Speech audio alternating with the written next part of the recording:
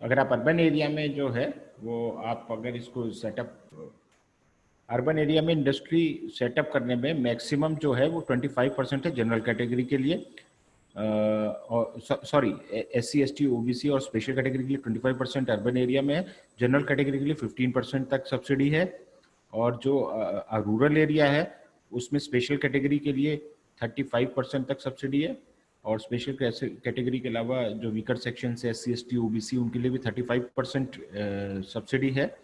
और अगर आप जो है उसको रूरल सेक्टर में अगर कोई जनरल कैटेगरी का कैंडिडेट लगाता है तो 25% सब्सिडी है। ठीक है, आपको यहाँ तक क्लियर है? अगर नहीं है तो अभी पूछ लीजिए, तभी मैं आपको फिर फॉर्म समझाऊंगा और आपको फॉर्म के कॉलम भी तभी समझ में आएंगे। यहाँ तक क्लियर है? किसी को डाउट रिपीट तो नहीं? करो। ये तो है जो आपका अर्बन, आप कौन बोल रहे हैं? राजेश्वरी मैम। अच्छा राजेश्वरी। राजेश्वरी, अच्छा आपने जो है वो जो प्रेजेंटेशन जो मैंने PPT भेजा था, आपने वो देखा है? अगर आप उस सेशन में यस देखेंगे सर। तो उसमें एक चार्ट है, ठीक है? तो उस चार्ट में जो है वो क्लियरली वो दिया हुआ है कि कहाँ पर किस कैटेगरी के आदमी को कितनी जो है सब्सिडी मिलती है ना? If a person is from general category and he or she setting up a unit in urban area, male, I am talking about only general category male, the subsidy is 15%. If the person is from general category and she is a woman, तो उसको जो है या special category से है तो, या ex service man, और भी जनरल कैटेगरी में भी स्पेशल कैटेगरी और होती है, वो लिस्ट आपको मिल जाएगी साइट पे। तो उसमें 25% तक सब्सिडी है, यानी कि आपको 10 लाख का लोन लेते हो तो आपको 1.5 लाख और 2.5 लाख जो है चुकाने की दोनों केसेस में ज़रूरत नहीं है। और वहीं पर अगर मैं रूरल एरिया की बात करूं तो रूरल एरिया में 35% तक सब्सिडी है, तो आपको 10 लाख में से 3,50,000 जो है वो रिटर्न करने की ज़रूरत नहीं है। पर ये स्पेशल कैटेगरी और वुमेन के लिए 35%, again general category male candidate है तो 25% तक है। तो ये जो है ये आपका बेसिकली इस बिजनेस को स्टार्ट करने का सिनेरियो है। तो आपके पास क्या होना चाहिए? एक सिंपल आधार कार्ड, ठीक है? आधार कार्ड नंबर आप यहाँ डाल दीजिए, नेम ऑफ एप्लीकेंट आपने यहाँ डाल दिया। PMEGP लोन वही अप्लाई कर सकता है जिसके पास आधार कार्ड हो, अगर किसी के पास आधार कार्ड नहीं है तो अप्लाई नहीं कर सकता है। और एज जो है 18 साल से ऊपर होनी चाहिए, मिनिमम 8th पास क्वालिफिकेशन होनी चाहिए। और इसको भरने की जितनी भी इंस्ट्रक्शंस है, गाइडलाइंस है, वो सब राइट साइड में आपके दिया हुआ है फॉर्म के, ठीक है? और उसके बाद स्पॉन्सरिंग एजेंसी, आप एजेंसी जो है वो चूज कर सकते हैं। तो आखिरी वाले को इग्नोर कर दीजिए, जो KVIC KVIB DIC, मैंने आपको जैसे बताया था कि अगर आप शहर में हैं तो आप DIC कर देंगे, और अगर आप विलेज में हैं तो KVIC KVIB इन दोनों में से कोई भी चूज कर सकते हैं। और अर्बन एरिया में तो DIC में है। जब रूरल एरिया होता है, रूरल एरिया की प्रूफ होता है पॉपुलेशन सर्टिफिकेट, जो आपको पंचायत से मिलता है। आप किसी भी रूरल एरिया में जाएंगे तो वहाँ पंचायत ज़रूर होगी, तो वहाँ से आपको सर्टिफिकेट मिल जाएगा, ठीक है? और उसके बाद जो है आपका स्टेट आ जाएगा, है ना? तो स्टेट में आप, इंडिया के सारे स्टेट्स हैं इसमें। डिस्ट्रिक्ट जो है, आप डिस्ट्रिक्ट, जब आप कोई स्टेट चूज करेंगे तो ऑटोमेटिकली डिस्ट्रिक्ट आ जाएंगे। जैसे मैंने यहाँ कर्नाटका चूज करा तो कर्नाटका के सारे डिस्ट्रिक्ट आ गए नीचे, ठीक है? और फिर उसके बाद जो है आपका स्पॉन्सरिंग ऑफिस, 1 मिनट, इसको मैं दोबारा कर दूँ, है ना? ये आपका ये डिस्ट्रिक्ट के फॉर्म के साथ ही आ जाएगा, उसमें कोई वो नहीं है। लीगल टाइप जो है इंडिविजुअल, मैंने इंडिविजुअल वाले फॉर्म पे मैं गया हूँ साइट पे जो है और भी तरीके के फॉर्म होते हैं। 1 मिनट। जैसे आप जब साइट खोलते हैं तो आपकी साइट KVIConline.gov.in है, ठीक है? तो साइट ऐसे खुलती है, prime minister's employment generation programme करके आपकी जो है पूरी नीचे सर साइट आ जाती है। और इसमें जो द है आप जो अप्लाई करते हो तो ऑनलाइन एप्लीकेशन फॉर्म पे अप्लाई करते हो। हाँ बोलिए। सबकी स्क्रीन गायब हो गई। Screen TPT। स्क्रीन आपको विजिबल नहीं है? ऐसा क्या हो नहीं रहा है, एक सर। मिनट, दोबारा से जो PPT तो नहीं है, एक मिनट मैं दोबारा से शेयर करता हूँ, शायद स्क्रीन शेयर किसी वजह से चला गया हो। 1 minute, let me share again.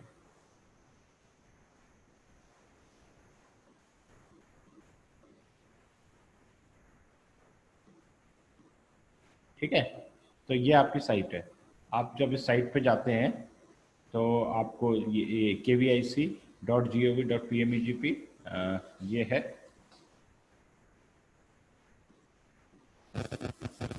ये आपका ग्रुप है। मैंने इस ग्रुप में, एक मिनट, आपका जो व्हाट्सएप का जो ग्रुप है मैंने उस पर भेज दिया है, ठीक है, ये लिंक।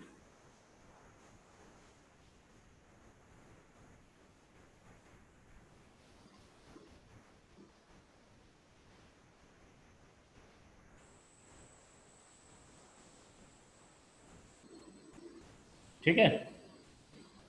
और इसके बाद जो है आप इसमें से जो आपको चूज करना है, तो क्या चूज करना है, online application form for individual, आप ये हैं, ठीक है। और हम इसी के एंगल से जो है वो आपको बता रहे हैं, ठीक है। अब उसके बाद आपका डेट ऑफ बर्थ है, तो मैं एक रैंडम डेट ऑफ बर्थ जैसे लिखता हूँ। तो मान लीजिए मैंने ये लिखा, ओ, इसमें डैश डैश वाला फॉर्मेट है।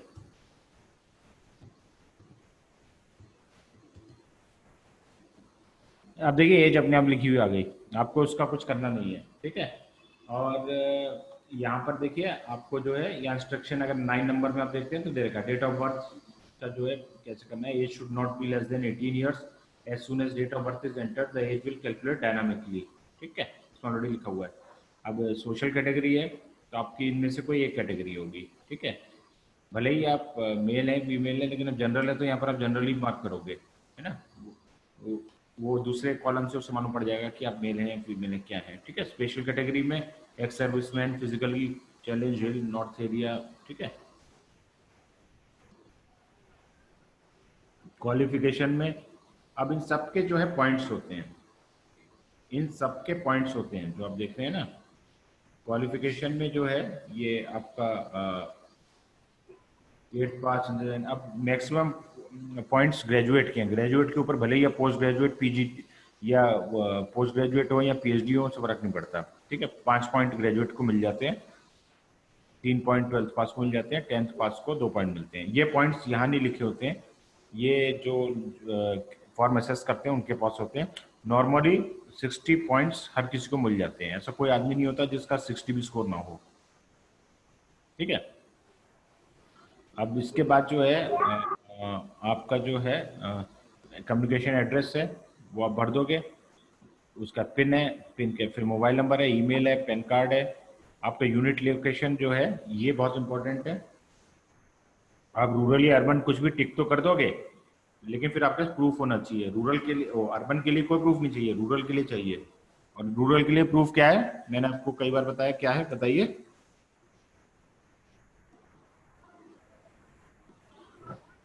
आप यूनिट लगा रहे हैं, यूनिट अगर रूरल एरिया में, तो क्या प्रूफ है आपके पास, बोलिए।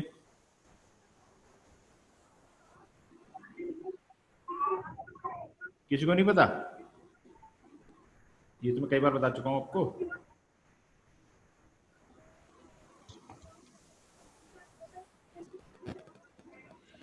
कोई आइडिया नहीं? चलो इससे बाद में आएंगे, ठीक है। अब आप जो है आगे जाइए। प्रपोज्ड यूनिट एड्रेस ये यहाँ पर आप भर देंगे। टाइप ऑफ एक्टिविटी सिलेक्ट कर लेंगे आप। मैन्युफैक्चरिंग, सर्विस और ट्रेडिंग है। अब ट्रेडिंग आप अगर आपने सेलेक्ट कर लिया तो आपका रिजेक्ट हो जाएगा, ट्रेडिंग के लिए कोई लोन नहीं मिलता है, ठीक है। मैन्युफैक्चरिंग और सर्विस इंडस्ट्री के लिए मिलता है, ठीक है। इंडस्ट्री एक्टिविटी, प्रोडक्ट डिस्क्रिप्शन, जैसे प्रोडक्ट डिस्क्रिप्शन में आप कुछ भी लिख सकते हैं, जैसे थोड़ा सा जनरल देने की कोशिश करिए। आप जैसे मान लीजिए यहाँ पर आप लिख देते हैं टी शर्ट, ठीक है, कि आप टी शर्ट बनाएंगे, तो फिर आप रेस्ट्रिक्ट कर देते हैं अपने आप को। तो हमेशा टी शर्ट की जगह आप लिखिए गारमेंट्स, ठीक है। अब गारमेंट्स में आप इवन मास्क तक बना सकते हैं, ठीक है। आजकल मास्क बहुत ज़्यादा खादी भवन में डिमांड है, सब जगह डिमांड है, तो वो आप इसमें कर सकते हैं, ठीक है। ईडीपी ट्रेनिंग अंडरगॉन, यस और नो। मान लीजिए आपने किया है तो आप यस कर दीजिए, है ना। ईडीपी ट्रेनिंग इंस्टीट्यूशन, अब मान लीजिए निस्बत से किया है, ठीक है, तो आप यहाँ पे निस्बत लिख दोगे, है ना। केवीआईसी से तो आप तभी कर सकते हैं जब आपका एप्लीकेशन अप्रूव हो जाए बैंक से, केवीआईसी में तो, लेकिन निस्बत में कोई भी जाके कर सकता है एडीपी, है ना। प्रोजेक्ट कॉस्ट में यहाँ आपकी कैपिटल एक्सपेंडिचर या वर्किंग कैपिटल या टोटल एम्प्लॉयमेंट जो है, कैपेक्स जो है आपका 1 लाख पे एक आदमी का एम्प्लॉयमेंट होता है। तो मान लीजिए मैं 10 लाख का ये लेकर के चलता हूँ, तो कैपिटल एक्सपेंडिचर मान लीजिए मैंने भरा, ठीक है, 8 लाख। वर्किंग कैपिटल, 1 मिनट, ओहो वो आगे वो प्रोसीड नहीं करेगा, वो पूरा ही भरना पड़ेगा ना। 1 मिनट। एम्प्लॉयमेंट जो है, अगर मैंने 8 लाख भर रहा हूँ तो एम्प्लॉयमेंट जो है वो 8 होगा, ठीक है। मान लीजिए वर्किंग कैपिटल 2 लाख है,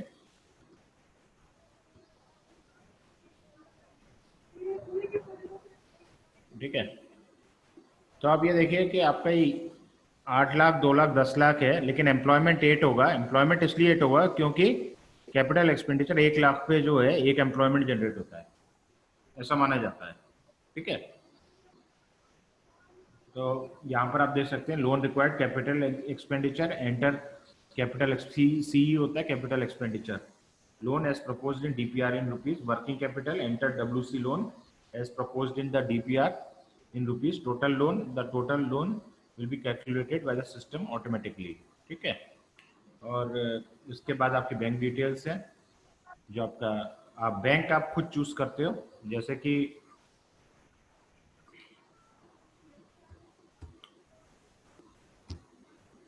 अब आईसीआईसीआई बैंक भी इसमें आ गया है। बाकी सारे तो गवर्नमेंट के बैंक हैं मोस्टली, आईसीआईसीआई, एचडीएफसी, ये दोनों तो आ गए हैं, ठीक है। तो आप आईसीआईसीआई बैंक यहाँ पे कर सकते हो, ठीक है।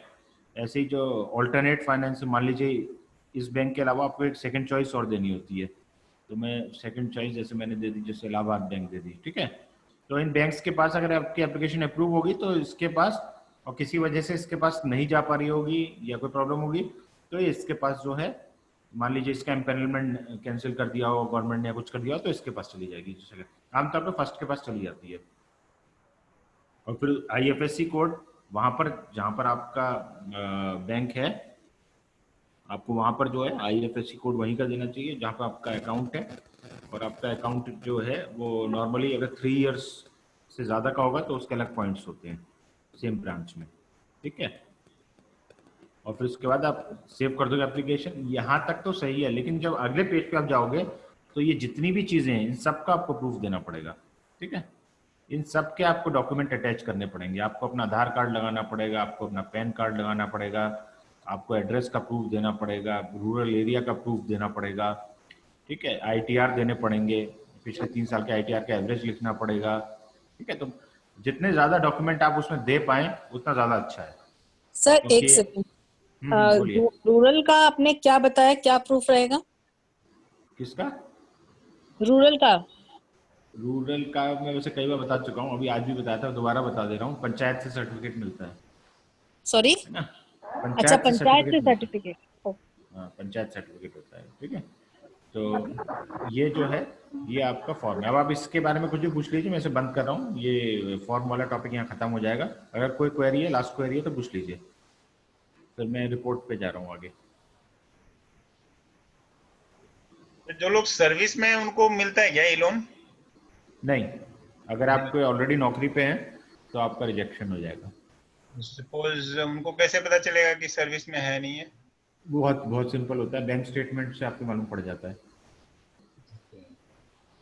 आप अगर पर्सनल लोन लेने जाते हो, आप नौकरी नहीं भी करते हो, अगर आप कहते हो मैं नौकरी कर रहा हूँ, तो उन लोगों को इजी मालूम पड़ जाता है आप नौकरी कर रहे हैं या नहीं। वो आपके बैंक स्टेटमेंट देख लेते हैं, किसी में भी सैलरी नहीं आ रही है तो इसका और बैंक मतलब का दे देगा। आप नौकरी नहीं कर रहे हो। और अगर किसी में बैंक सैलरी आ रही है रेगुलरली तो नहीं, उन्हें बैंक मालूम पड़ स्टेटमेंट जाता है। किसी और बैंक का दे देगा जिसमें सैलरी नहीं आ रही है। ना ना, अरे बैंक, आप मेरे ख्याल से बैंकिंग सिस्टम से वाकिफ नहीं है। वो आपके पैन कार्ड निकाल करके वो आपके सारे अकाउंट्स देख लेते हैं। वो लोन जितने भी दुनिया में लोन होता है उसमें ऐसे ही होता है, हर कंट्री में कोई ना, इंडिया में पैन कार्ड है, कहीं पे कुछ और होता है। आप पैन कार्ड, आधार कार्ड निकाल करके आपका मोबाइल का बिल में भी अगर कोई डिफॉल्ट है वो भी देख लेते हैं। वो आपको ये भी मालूम होना चाहिए कि सिबिल के अलावा अगर आपकी इलेक्ट्रिसिटी या मोबाइल का कहीं डिफॉल्ट है तो वो भी एक नेगेटिव फैक्टर होता है। मोबाइल बिल मतलब प्राइवेट कंपनीज को तो नहीं लेते वो सीरियसली, लेकिन अगर गवर्नमेंट वाले में है कहीं आपका तो उसको बहुत सीरियसली लेते हैं बैंक वाले। तो जितना इजी ये फॉर्म फिलअप करना है, क्या उतना इजीली लोन मिल जाता है या 90% लोगों को मिल लगाते रह जाता जाते है। हैं जो लोग? 90% को मिल जाता है। जो 10% का रिजेक्शन होता है वो इसलिए होता है, या तो वो ट्रेडिंग, उनके यही वाले केस होते हैं, या तो मैन्युफैक्चरिंग सर्विस की जगह ट्रेडिंग में अप्लाई कर देते हैं, तो ट्रेडिंग के लिए कोई लोन है नहीं, है ना। क्योंकि कई बार बैंक वाले चक्कर ही इतने लगवाते हैं कि नहीं, बंदा इसमें फेडअप हो तो जाता है है। ही नहीं, इसमें तो वो सिस्टम ही नहीं है। इसमें तो आपने ऑनलाइन भरा, और जो प्राइवेट बैंक है उसमें तो आपको गवर्नमेंट बैंक भरने की जरूरत भी नहीं है। अगर गवर्नमेंट भरना चाहते हैं तो गवर्नमेंट भर सकते हैं। तो इसमें तो टारगेट दे रखा है बैंक्स को कि आपको इतने लोन डिसबर्स करना ही करना है। हाँ तो जी। इसमें गवर्नमेंट उनको पैसे दे रही है ना, बैंक को। बैंक की अपनी जेब से इतना जा नहीं रहा, सब्सिडी गवर्नमेंट दे रही है पूरी। तो ओके। इसलिए जो बैंक वाले, इसमें कोई दिक्कत होती नहीं है। लेकिन इसमें दिक्कत यहाँ पे होती है कि जहाँ पर आपके डॉक्यूमेंट्स पूरे नहीं हो पाते, आप ट्रेडिंग के लिए लोन को अप्लाई कर देते हो। अब मैंने कल एग्जांपल एक आपको बताया था कि जो लास्ट टाइम मैंने आपको बताया था कि एक साहब ने दिल्ली में जो है मिनरल वाटर की फैक्ट्री के लिए अप्लाई कर दिया। अब पहले आपको ये तो चेक कर लेना चाहिए ना कि उस स्टेट में वो एक्टिविटी अलाउड है या नहीं। दिल्ली में आप मिनरल वाटर का जो है प्रोसेसिंग प्लांट लगा ही नहीं सकते हो, है ना। ऐसे ही कोई नेगेटिव लिस्ट के लिए, अगर मान लीजिए आपने पोल्ट्री के लिए, फार्मिंग के लिए अप्लाई कर दिया, लोग करते हैं, मैंने अपने सामने देखा है कि एप्लीकेशन रिजेक्ट होते हुए। या कई लोग ऐसे होते हैं, वो सोचते हैं कि हम जो है बस ये किसी तरह छोटा सा अमाउंट ले लेते हैं लोन का और एम्पेनलमेंट करा लेते हैं, अपना केवीआईसी में वेंडर बन जाते हैं। उस केस में क्या होता है कि जब आपने लोन ले लिया, मान लीजिए आपने लोन लिया 2 लाख, 4 लाख, 5 लाख का, या इवन 1 लाख का, तो आपको एक जेन्युइन समझ में आता है। अब किसी ने अप्लाई कर दिया 2,000 के लोन के लिए, अब उसकी एप्लीकेशन रिजेक्ट हो गई। अब वो कह रहा है कि आपने फॉर्म में कहीं लिखा हुआ नहीं है कि 2,000 का लोन नहीं अप्लाई कर सकते। लेकिन जो आदमी 2,000 रुपये के लोन के लिए अप्लाई कर रहा है, उसकी इंटेंशन है कि किसी तरह एम्पेनलमेंट पाना, यानी कि वो एक एस्टेब्लिश, ऑलरेडी एक एस्टेब्लिश बिजनेसमैन है। तो उन केसेस में रिजेक्ट हो जाता है। जहाँ जेन्युइननेस नहीं होती है हाँ जी। वहाँ पर जो है वो रिजेक्ट हो जाता है। तो आपको जो है इसमें जो भी कुछ कर रहे हैं, एक तो डिक्लेरेशन आपके सारे सही होने चाहिए, इसमें कहीं पे कोई गड़बड़ नहीं होनी चाहिए। दूसरा, आपको नेगेटिव लिस्ट जो है पहले देख लेनी चाहिए। टोबैको से रिलेटेड कोई भी प्रोडक्ट है, नॉन वेज से रिलेटेड कोई भी प्रोडक्ट है ना। मेरे ख्याल से रेस्टोरेंट्स के लिए भी बिल नहीं है इसमें। मैंने वो जो आपको प्रेजेंटेशन भेजा था उसमें पूरी नेगेटिव लिस्ट है। नेगेटिव लिस्ट को गो थ्रू कर सकते हैं पहले से, ठीक है। सौरभ जी, हाँ सौरभ जी, ये मैं क्वेश्चन पूछ रहा हूँ अपने फ्रेंड के लिए। ही हाँ इज इनटू बोलिए।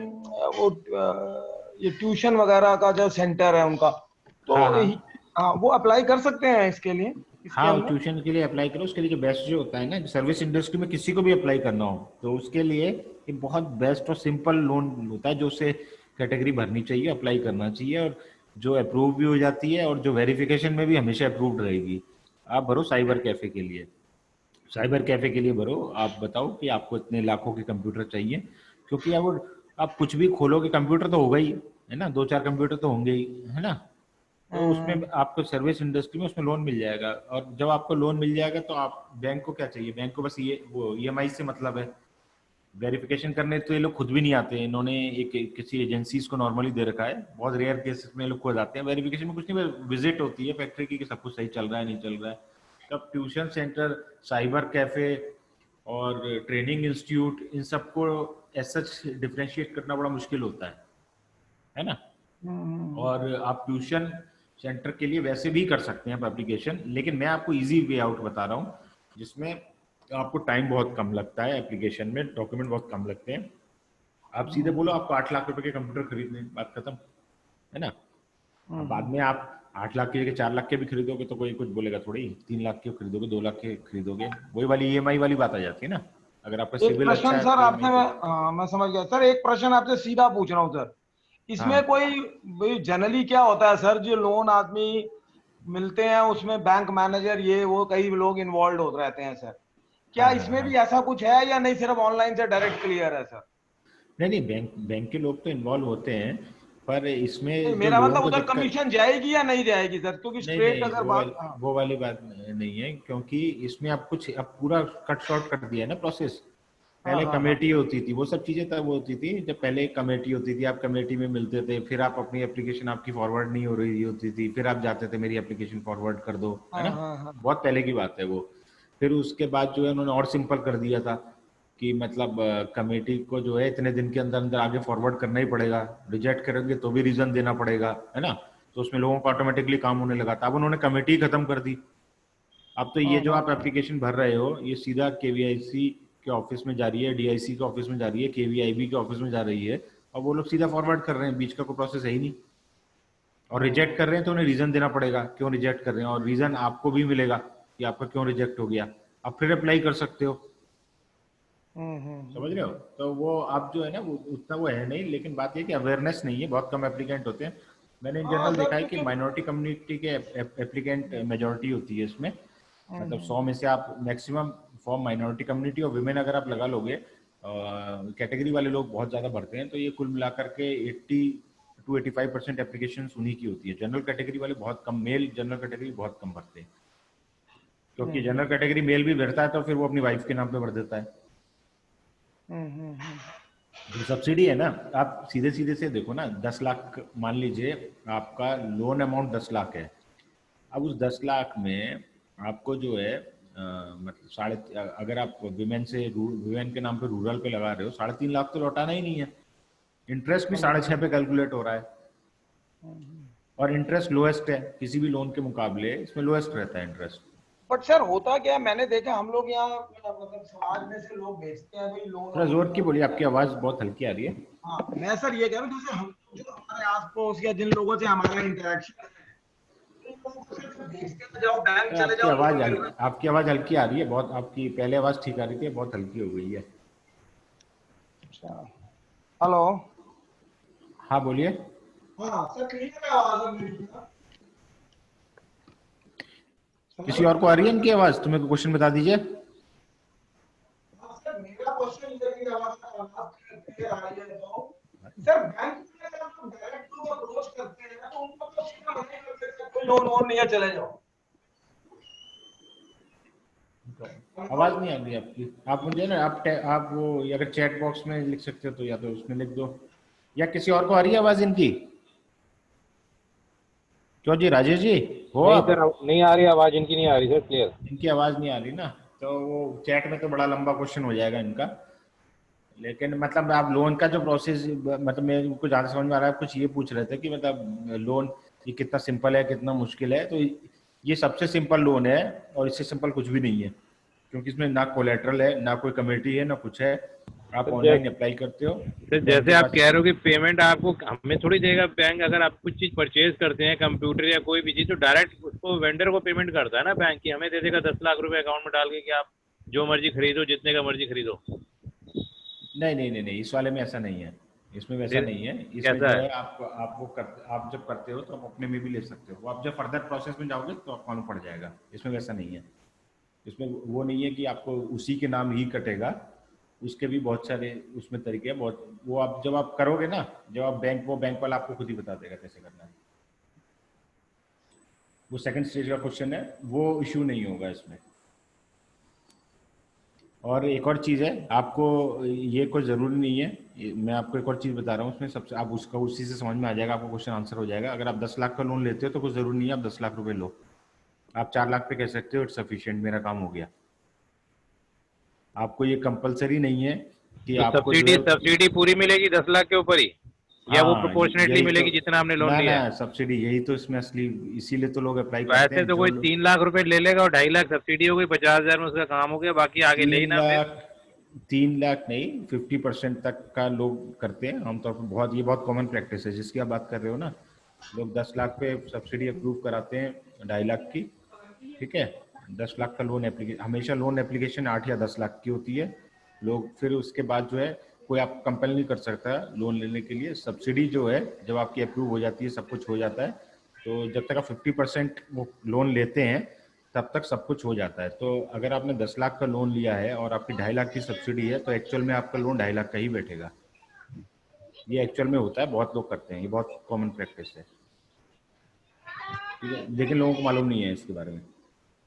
जिनको मालूम है वो लोग कर रहे हैं, और लोगों को ये भी इसके अंदर वर्मी कंपोस्ट यूनिट लगाने के लिए मिलता है लोन? नहीं, ये मेरे को मालूम नहीं, आपको जाके उसमें चेक करना पड़ेगा। जो मैंने जो लिस्ट दी है ना, लिस्ट में तो नहीं है ये जो लिस्ट आपने नेगेटिव में, अगर नहीं है तो नेगेटिव में नहीं है तो हो जाना चाहिए, फिर कोई इशू नहीं है। आप जो है पीएमईजीपी की वेबसाइट जो मैंने अभी जिसका लिंक भेजा है उस पर भी जाकर के आप चेक कर सकते हो, अगर उसमें लिस्ट दी हुई है तो। वो हमेशा ये कहते हैं नेगेटिव लिस्ट चेक कर लो, अभी तक जितना मतलब मैंने देखा है वो कहते हैं कि नेगेटिव लिस्ट में नहीं होना चाहिए। नेगेटिव लिस्ट में नहीं है तो उन्होंने एज सच कोई लिस्ट नहीं बना रखी कि किस किस कैटेगरी में मिल सकता है, क्योंकि वो कैटेगरीज बहुत ज्यादा हो जाएंगी, है ना। और इसमें सैंपल रिपोर्ट्स पड़ी हुई हैं। अब मैं ये फॉर्म को जो है बंद कर रहा हूँ, आपको जो आपके क्वेश्चन जिस डायरेक्शन में जा रहे हैं मैं वही चीज जो है वो आपको इसमें दिखा देता हूँ। आप जो है ये वाला लिंक जो है, ये लिंक मैं आपको व्हाट्सएप कर देता हूँ।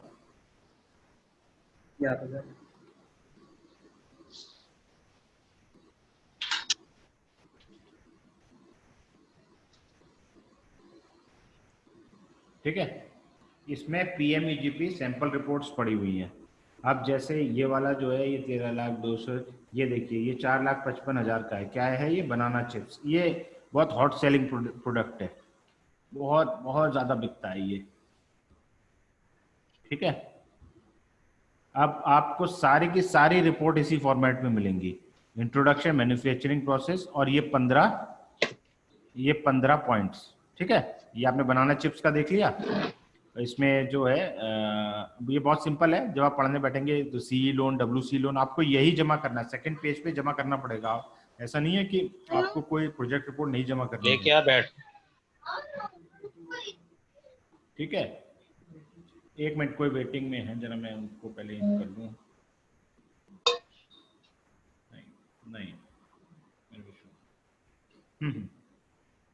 तो ये बनाना चिप्स का मैंने आपको दिखाया। फिर उसके बाद जो है मैं आपको एक दूसरा ओपन करके दिखा देता हूँ। इसी में अब 2,40,000 दलिया मैन्युफैक्चरिंग यूनिट। ठीक है, और ये दलिया आपका कहाँ बिकेगा? मैंने आपको बताया था, बताइए कहाँ बिकेगा? जो आपके चिप्स हैं और दलिया है ये कहाँ पे बिकेगा? खादी ग्राम उद्योग में। हाँ, मार्केट में आप बेच सकते हो, दिक्कत नहीं है, उनको कोई भी ऑब्जेक्शन नहीं है मार्केट में बेचने में। ठीक है, ये आपका जो है दलिया का है।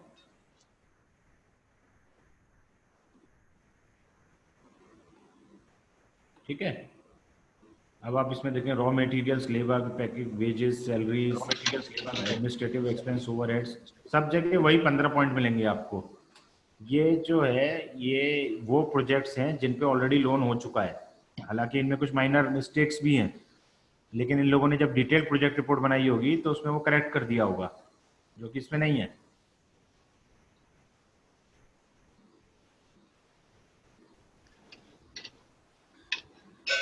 ठीक है, ये आप देख सकते हैं उसमें कितनी सारी कैटेगरीज के हैं।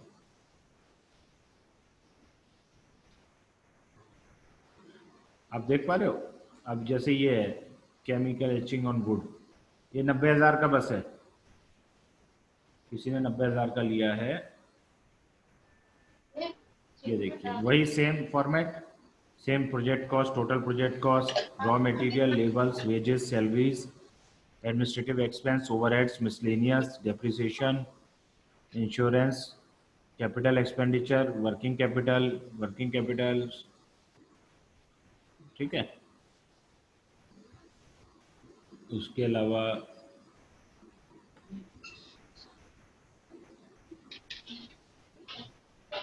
टोटल आप देखिए सैकड़ों प्रोजेक्ट पड़े हुए हैं। आपके डिपेंड करता है कि आपकी कैटेगरी कौन सी। अब जैसे ये जेंट्स टी शर्ट, ये बहुत पॉपुलर है। आमतौर पे आपको जेंट्स टी शर्ट के नाम पे नहीं देना चाहिए, आपको गारमेंट्स के नाम पे जो है लोन के लिए अप्लाई करना चाहिए, ताकि आप टी शर्ट भी सप्लाई कर सकें, आप लेडी सूट्स भी बना सकें, और आप जो है कुर्ता भी बना सकें। ठीक है,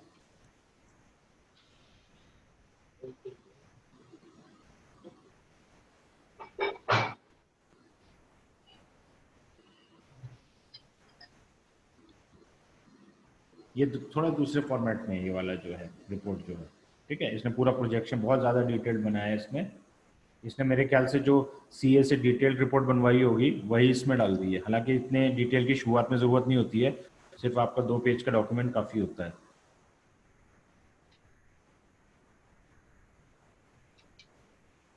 प्लम्बिंग है, ये कोई किसी ने प्लम्बिंग के काम के लिए जो है 93,000 दिया है ना।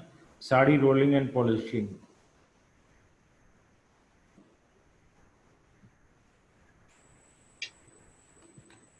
ये देखिए आप same format, same again same format, आपको मैक्सिमम टाइम आपको यही फॉर्मेट मिलेगा, ठीक है। और वेरिएबल कॉस्ट हो जाती है आपकी सैलरीज वगैरह जो है, और बाकी कुछ आपकी फिक्स्ड कॉस्ट होती है।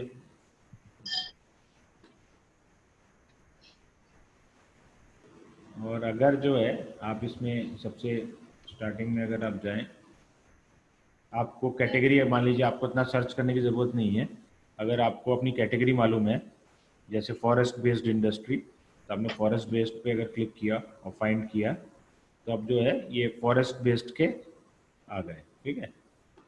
और सबसे ज़्यादा जो पॉपुलर है वो इससे रिलेटेड है, हनी से रिलेटेड, ठीक है। हनी बहुत हॉट सेलिंग प्रोडक्ट है, जो आपका किसी भी खादी के स्टोर में, मैंने आपको बताया था पतंजलि का जो फेलियर हुआ तो उसकी जगह जो है वो KVIC के हनी ने जो है वो ले ली है, ठीक है। Polymer and chemical based industry वो ये है, ठीक है। तो ऐसे है ना, अलग अलग इंडस्ट्री के इसमें पड़े हुए हैं।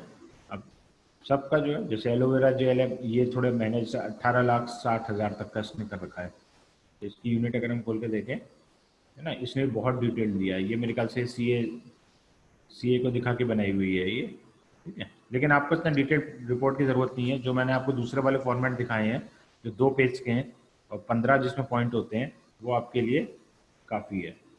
अब ये वाला 21 लाख, ये ज़्यादा वाले लोन वाले हैं,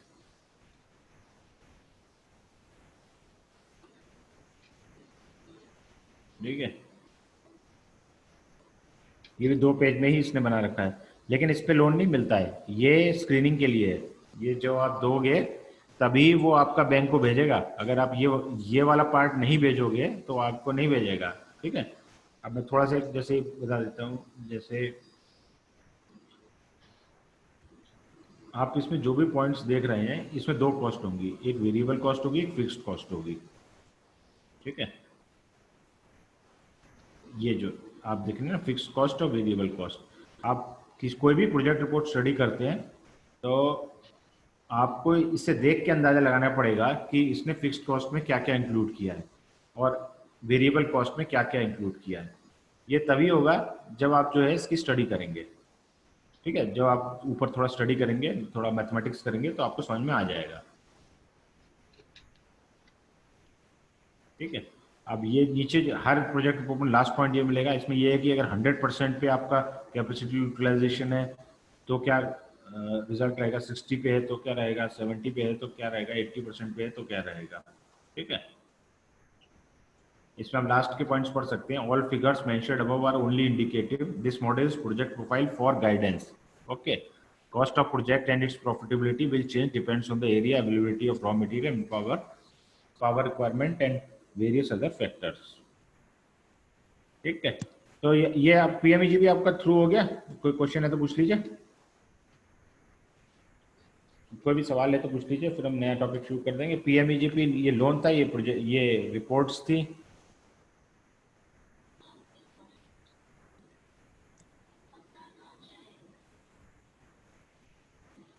क्लियर है। इसको फिर हम आगे चलें। क्लियर है सर, क्लियर है।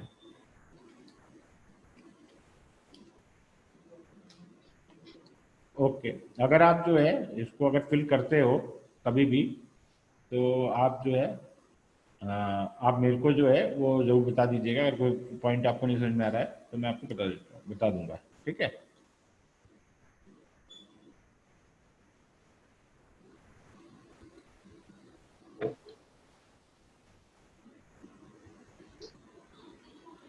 हम स्टेजेस ऑफ ई-कॉमर्स बिजनेस में थे, तो हमने कौन सा प्रोडक्ट लिया था लास्ट टाइम, ये इस बार को नया प्रोडक्ट ले लेते हैं, बताइए। तो मैं दोबारा से जो है आपको ये थोड़ा सा ब्रीफ कर दूंगा।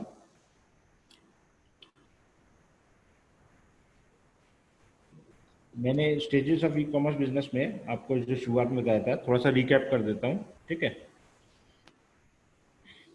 First you need a business idea, ठीक है। ये उस एंगल से है कि आप ई कॉमर्स वेबसाइट खोलना चाहते हैं क्योंकि आपने डिजिटल मार्केटिंग का कोर्स किया है, आपने पूरा सोशल मीडिया मार्केटिंग की अभी स्टडी करी है, ठीक है, तो आप पूरी तरह कैपेबल हैं कि आप जो है एक ई कॉमर्स कंपनी खोल सकें, ठीक है। एक e commerce website, e commerce company क्या होता है? ई कॉमर्स वेबसाइट होती है, आपको बायर को और सेलर को मिलाना होता है, यही होता है ना ई कॉमर्स। तो आपको जो है सब जो इसकी मैं स्टेजेस बता रहा हूँ, दुनिया भर में ई कॉमर्स बिजनेस का एक प्रोफेशनल मॉडल है, ठीक है, ये वो मॉडल है। और जो इंटरनेट पे जो आपकी मास्टरी है वो सेकेंडरी चीज़ है, सबसे पहली चीज़ है कि इस मॉडल का पता होना। मैक्सिमम लोगों को इस मॉडल का नहीं पता होता है। जैसे हमारे यहाँ निस्बत में एक कोर्स चलता था ई कॉमर्स का ही, तो हम लोग ही वो कोर्स लेते थे। उसमें एक साहब चंडीगढ़ से आए और उनका पेट फूड का बिजनेस था। जो पेट फूड होता है ना, जो डॉग फूड होता है, तो उसको वो ऑनलाइन सप्लाई करते थे, लेकिन उनको ई कॉमर्स बिजनेस मॉडल नहीं पता था। वो मतलब खुद नहीं सप्लाई करते थे, जो लोग पेट फूड देते थे उनका उन्होंने एग्रीगेट कर रखा था, उनका एक वेबसाइट बना रखी थी, पर वो चंडीगढ़ में किसी बहुत ही एक्सपेंसिव जगह रेंट पे लेकर के काम कर रहे थे और इस वजह से उन्हें बहुत दिक्कतें आ रही थी एक्सपेंसेस मीट आउट करने में, ठीक है। और वो इन्वेस्टमेंट भी सीख कर रहे थे और इन्वेस्टमेंट भी नहीं मिल रहा था। तो जब आप कोई भी बिजनेस करने जाते हो तो उसके 2-3 तरीके होते हैं, मतलब जो स्टार्ट करने के। तो एक, जैसे मैंने आपको बताया, जो गवर्नमेंट के सपोर्ट से आप जो शुरू कर रहे हो, इसमें आप गवर्नमेंट को सप्लाई कर रहे हो, इसमें मैन्युफैक्चरिंग कर रहे हो, ठीक है। और एक उससे थोड़ा ऊपर का लेवल है कि आप जो है इन्वेस्टमेंट सीख करते हो। तो जितने भी ई कॉमर्स बिजनेस हैं वो कभी भी आपके अपने पैसे से नहीं खड़े किए जाते, वो सारे इन्वेस्टमेंट मॉडल पे चलते हैं। लोगों के पास अपना पैसा होता है तब भी लोग जो है अपना पैसा बहुत लिमिटेड या ना के बराबर लगाते हैं, क्योंकि इन्वेस्टमेंट मॉडल पे चलता है। अगर कई लोगों को किसी बिजनेस में कॉन्फिडेंस है तो इसका मतलब उसकी प्रोबेबिलिटी ज़्यादा है सक्सीड होने की, यानी कि वाकई वो कोई बिजनेस मॉडल है। अगर आप अकेले पैसे लगाए जा रहे हो तो फिर इसके बारे में कहना मुश्किल हो जाता है थोड़ा, ठीक है। तो जो आपका लोन है, आप लोन लेकर के कोई चीज़ चलाते हो तो वो आपकी अपनी है, मतलब उसमें जो है आपका 100% आप ही का है ना। लेकिन अगर आप ई कॉमर्स बिजनेस करने जा रहे हो, ई कॉमर्स बिजनेस मॉडल में लोन इतना पॉपुलर नहीं है, इन्वेस्टमेंट मॉडल ज़्यादा पॉपुलर है, क्योंकि इसमें काफ़ी समय तक जो है कंपनियां माइनस में चलती हैं, लॉस में चलती हैं, ठीक है। और आपकी प्रॉफिटेबिलिटी जो है वो नॉर्मली काफ़ी टाइम बाद आती है। आपकी अब काफ़ी टाइम का मतलब कम से कम 1 साल भी हो सकता है और मैक्सिमम कितने भी साल हो सकता है ना, ये कह नहीं सकते। तो कोई भी आदमी कंटिन्यूसली अपने पैसे नहीं लगा सकता है, कोई भी लोन लेकर के आप जो है उसमें कंटिन्यूसली उसको ग्रो नहीं कर पाओगे इस बिजनेस को, तो आपको इन्वेस्टमेंट मॉडल की ज़रूरत होती है। तो बेसिकली जब मान लीजिए मैं अब आपको एक एग्जांपल दे देता हूँ, आप जो है राशन का बिजनेस करना चाहते हो, तो आप राशन का बिजनेस करना चाहते हो तो ये थॉमस जी आप हो लाइन पे? Mister Thomas are you there? अच्छा थॉमस नहीं है। पवन जी आप हो? पवन जी नहीं है। जैसे पवन जी का है राशन का बिजनेस है तो उसका मैं एग्जांपल देता हूँ। मान लीजिए आपने स्टडी करी कि आप जो है राशन के बिजनेस में जाना चाहते हैं। वर्ल्ड में सबसे बड़े ग्रोसरी मार्केट में इंडिया का मार्केट है, और इंडिया का मार्केट जो है वो कई बिलियन डॉलर का है, ग्रोसरी मार्केट। और अब लॉकडाउन के बाद 1% तक लोग बोल गए, उससे पहले 0.2% ऑनलाइन था, ठीक है। क्योंकि ये एक एरिया है जिसमें सडनली लॉकडाउन के टाइम जो है बहुत तगड़ा बूस्ट मिला है, ठीक है। तो आपका जो आपको मालूम है कि इसमें 99% अनटैप्ड एरिया है, कई बिलियन डॉलर का बिजनेस है। तो आप जो है ये सोचते हैं कि आप एक राशन का जो है वो काम करना चाहते हो, ठीक है। तो आपके पास ये बिजनेस आइडिया है। अब इसमें जैसा मैंने पिछली बार बताया था कि लोगों को ये नहीं मालूम होता अगला आगे क्या करें, व्हाट नेक्स्ट। तो हर आदमी अपना रूट लेता है, कोई रिसर्च करने चले जाता है, कोई कंपनियों में बात करने चले जाता है, एंड में मैक्सिमम लोग डायरेक्शन लेस हो जाते हैं, छोड़ देते हैं, नहीं नहीं प्रोसीड करते हैं। लेकिन जो इसका प्रोफेशनल बिजनेस मॉडल है, अगर आपको उसकी जानकारी है तो अगर आप छोड़ोगे भी तो विद रीजन छोड़ोगे, आपको समझ में आ जाएगा कि आप कहाँ गलत हो, और अगर करोगे तो भी विद रीजन करोगे, आपको समझ में आ जाएगा कि इसे क्यों करना चाहिए। ठीक है, तो जब आपके पास मान लीजिए कोई बिजनेस आइडिया है तो उसे लेकर के आप जाते हो बिजनेस इंक्यूबेटर में। ठीक है, ये बिजनेस इंक्यूबेटर कहाँ होते हैं, मैंने लास्ट टाइम आपको बताया था, कोई बता सकता है? लास्ट टाइम मैंने आपको बताया था, कोई बता सकता है?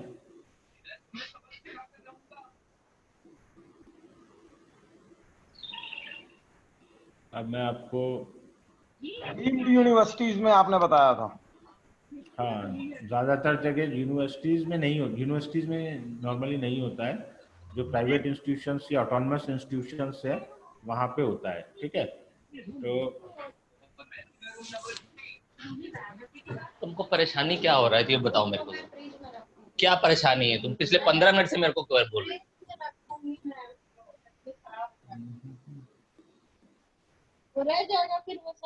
अब बिजनेस इंक्यूबेटर है, ठीक है, बिजनेस इंक्यूबेटर में अब मैं आपको एग्जांपल इसका दे रहा हूँ।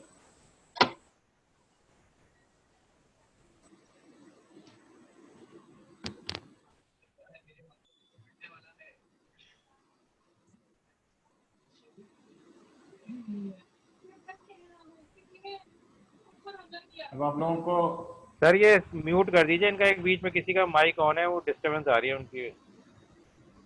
अच्छा ठीक है, अच्छा अभी ये देखिए, अब ये जेएसएस बिजनेस इंक्यूबेटर है। ठीक है, ये नोएडा में है, और मैं आपको इसलिए दिखा रहा हूँ कि जैसे आपको मान लीजिए अगर जाना है तो इसका नाम जेएसएस स्टेप है। ठीक है, इतने सारे कंपनियों से ये लिंक्ड अप है। ठीक है, ये इसके पार्टनर्स हैं, है ना। ये इंडिया का, मैंने ये वाला इसलिए खोला है, इंडिया का पहला टेक्नोलॉजी बिजनेस इंक्यूबेटर है। ठीक है,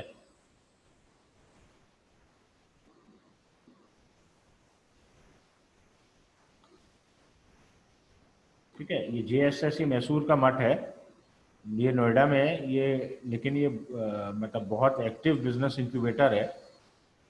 ठीक है, और यहाँ से लोग हमारे यहाँ क्लास लेने भी आते हैं।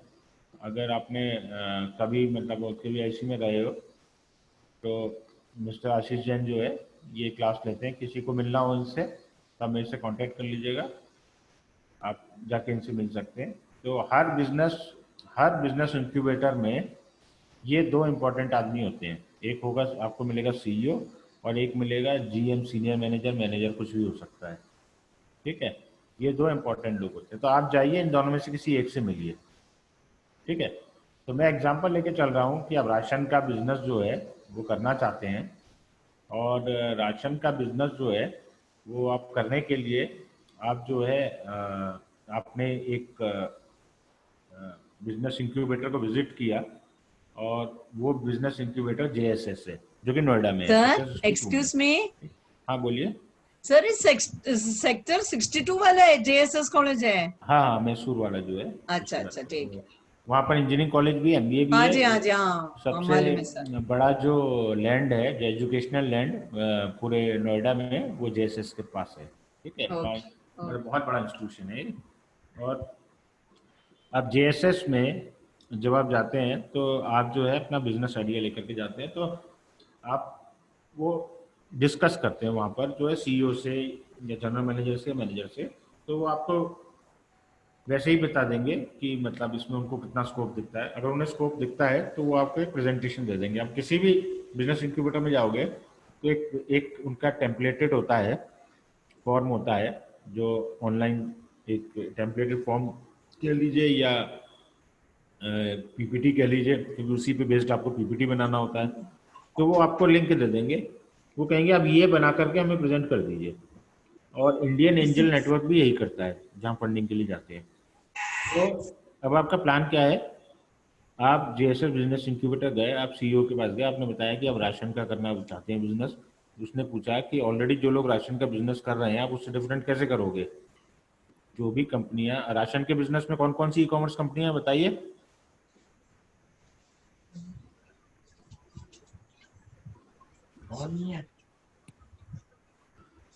बिग बास्केट, Question- अरे ग्रोफर, इतना टाइम तो नहीं लगना चाहिए, ये तो गड़बड़ है।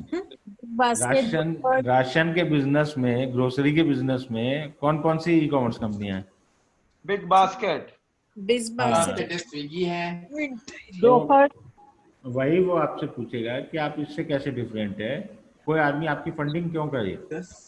अब सवाल ये है कि बिजनेस इंक्यूबेटर में आदमी फंडिंग के एंगल से सारे क्वेश्चन आपसे पूछेगा। वो इसलिए पूछेगा क्योंकि जो लोग फंडिंग करते हैं, जो लोग इन्वेस्टमेंट करते हैं, वो बिजनेस इंक्यूबेटर जाते हैं।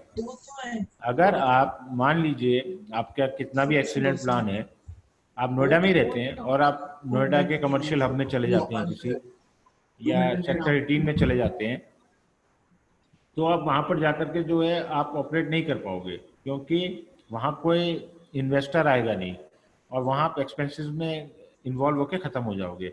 वहाँ आप किसी, अगर नोएडा में मान लो किसी कमर्शियल प्लेस में कहीं जगह जाते हो, तो आप कोई भी अच्छी जगह ढंग का ऑफिस लेते हो तो 50,000 से 1 लाख रुपया तो आप महीना रेंट दोगे, उतनी सिक्योरिटी दोगे। 3 लाख रुपया तो आपको शुरुआत में ब्लॉक हो गया। फिर उसके अलावा मंथली रनिंग एक्सपेंसेस, फिर इलेक्ट्रिसिटी के एक्सपेंस, फिर पावर बैकअप का एक्सपेंस, है ना। ऐसे बहुत सारे एक्सपेंसेस होंगे और आपका मतलब एक साल में 18-20 लाख रुपए इजीली खर्च हो जाएगा। 20 लाख रुपए कब खर्च हो गया आपको पता भी नहीं चलेगा। ठीक है, मोस्ट ऑफ द बिजनेसेस के साथ क्या होता है, विद गुड इंटेंट और प्लानिंग के साथ जो शुरू होते हैं, वो लोग ये नहीं कैलकुलेट कर पाते हैं कि कितने टाइम पावर कट होगा, कमर्शियल इलेक्ट्रिसिटी का रेट सडनली गवर्नमेंट बढ़ा देगी तो क्या होगा। ठीक है, और उसके अलावा जो है आपका जो रेंट है, अगर मान लो वो सामने वाला आदमी कंटिन्यू नहीं करने देगा, रेंट बढ़ा देगा या स्पेस खाली करवा लेगा तो क्या होगा, है ना। तो अनफोर्सिन चीज़ें, अनफोर्सिन रिस्क बहुत ज़्यादा होते हैं जब मार्केट में जाकर के बिजनेस करते हो, और आपका कब पैसा खत्म हो जाता है पता नहीं चलता। और जब तक आप बिजनेस लर्न करते हो तब तक आपके पास पैसे ही नहीं होते आगे प्रोसीड करने के। ठीक है, तो बिजनेस इंक्यूबेटर आप इन्हीं सब प्रॉब्लम्स के सॉल्यूशन के लिए आते हो। जब आप बिजनेस इंक्यूबेटर जाते हो तो क्या होता है कि आपको जो है जब बिजनेस इंक्यूबेटर के सीईओ या जीएम ने आपको एक पीपीटी का फॉर्मेट दिया, उसने बोला कि आप ये पीपीटी भर करके लाइए, और जब आप ये पीपीटी भर करके लाएंगे तब उसके बाद आपकी नेक्स्ट स्टेज होगी। ठीक है, तो आप जो है जब वो 25 पॉइंट 20 पॉइंट का एक पीपीटी होता है, जैसे आप अभी एक फॉर्म देख रहे थे, ऐसे ही उसमें भी क्वेश्चंस होते हैं कि आपका पार्टनर कौन है, आप इसी आदमी को पार्टनर क्यों ले रहे हो, आप इस बिजनेस में क्यों जा रहे हो, आपका इंटरेस्ट है क्या है ना, आप अगले 3 साल में क्या प्रोजेक्शन है, क्या रेवेन्यू प्रोजेक्शन है, क्या प्रॉफिटेबिलिटी प्रोजेक्शन है। जब आप उन क्वेश्चंस के आंसर करते हो तो आपको बहुत ज़्यादा खुद ही क्लियर हो जाता है। उन क्वेश्चन के आंसर करने से आपको अपना बिजनेस का फ्यूचर जो है खुद ही क्लियर हो जाता है। कई बार आपको लगता है कि ये आपके मतलब का नहीं है, प्रॉफिटेबल नहीं है, आप छोड़ दोगे, लेकिन नॉर्मली सीईओ आपको वो पीपीटी तभी भरने को बोलेगा जब उसे लगेगा कि आप इसे कर सकते हो और ये कोई वायबल बिजनेस है। तो अगर आप उसको भरोगे, फॉर्म को, पीपीटी भरोगे, आप उनको भेजोगे, फिर उसके बाद जो है वो उसको जो है वो स्टडी करेगा। ठीक है, कि इसमें जो है मतलब आपने जो भरा है वो कितना जेन्युइन है। तो हर बिजनेस इंक्यूबेटर में कमेटी होती है, वो कमेटी आपको बुलाएगी, आपका इंटरव्यू लेगी। अगर उनको लगता है कि आप ये बिजनेस कर सकते हो, ये बहुत इंपॉर्टेंट पॉइंट है और ये बहुत इंपॉर्टेंट स्टेप है, अगर उन्हें लगता है कि आप ये बिजनेस कर सकते हो तो ही वो आपको बिजनेस इंक्यूबेटर में एंट्री देंगे, अदरवाइज वो आपको लौटा देंगे वहीं से। ठीक है, तो अगर उन्हें लगता है कि आप कर सकते हो ये बिजनेस तो वो आपको एक लेटर इशू करेंगे और उसके बेसिस पे आपको बिजनेस इंक्यूबेटर में सीट मिलेगी। जो सीट होती है बिजनेस इंक्यूबेटर में, एक सीट होती है 5,000 रुपये की और एक सिस्टम होता है 1,500 रुपये का। 6,500 रुपये में, मैं JSS का एग्जांपल दे रहा हूँ, 6,500 रुपये में आपको एक सीट और एक कंप्यूटर मिलता है। अब मान लीजिए आप 2 लेते हैं तो 13,000 हुआ आपका। साल का कितना हुआ? 13 × 12 कितना हुआ साल का एक्सपेंडिचर?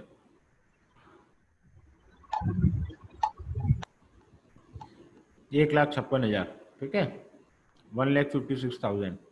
तो 1,56,000 में आपको पूरे साल के लिए आपको AC इन्वायरमेंट मिल गया, आपको कैफेटेरिया मिल गया, आपको बढ़िया सर्कल मिल गया, आपको मेंटरशिप मिल गई, वहाँ पर मेंटरशिप भी मिलेगी आपको, आपको वेंडर्स की चॉइस मिल गई। आप कल को वेबसाइट डेवलप करा रहे हो या आप जो है ऐप डेवलप करा रहे हो, तो बिजनेस इंक्यूबेटर में जो जिस रेट पे आपको मिलेगा वो मार्केट में आपको उतने रेट पे मिलेगा ही नहीं कहीं पर भी। ऐप डेवलपमेंट भी आप करा रहे हो तो, क्योंकि उसका रीज़न ये है कि वहाँ पे इतनी सारी कंपनियाँ हैं, वहाँ इतनी सारी कंपनियाँ हैं जो इंक्यूबेट कर रही हैं, और जो वेंडर हैं उनको इतने सारे पोटेंशियल कस्टमर्स मिल गए हैं, और ये वो कंपनियाँ हैं जो कि कल को बड़ी बन जाएंगी। ये कल को बड़ी ई कॉमर्स कंपनियां बनने वाली हैं, इनमें से ज़्यादातर कंपनियां। ठीक है, तो आपकी फर्स्ट स्टेज क्लियर हो गई, आप बिजनेस इंक्यूबेटर में आ गए, आपको एक प्रोजेक्ट का मेंटर मिल गया जो आपको गाइड करेगा। आपका जो महीने का खर्चा है इंक्यूबेटर पे वो सिर्फ 13,000 रुपये है। उसी में आपको कैफेटेरिया, एसी इन्वायरमेंट, जिम, और जो आपका स्पोर्ट फैसिलिटीज, बिजनेस पार्क का एड्रेस, सब कुछ मिल गया, और सेलेक्टेड वेंडर की लिस्ट जो कि एक बहुत ही कम रेट पे मिल गई। और सबसे बड़ी बात है कि वहाँ पर जो है लेट सपोज 100 कंपनियां इंक्यूबेट कर रही हैं, तो आपकी बहुत अच्छी नेटवर्किंग हो जाती है लोगों में। अब समझ रहे हो जो बातें मैं कर रहा हूँ, है ना?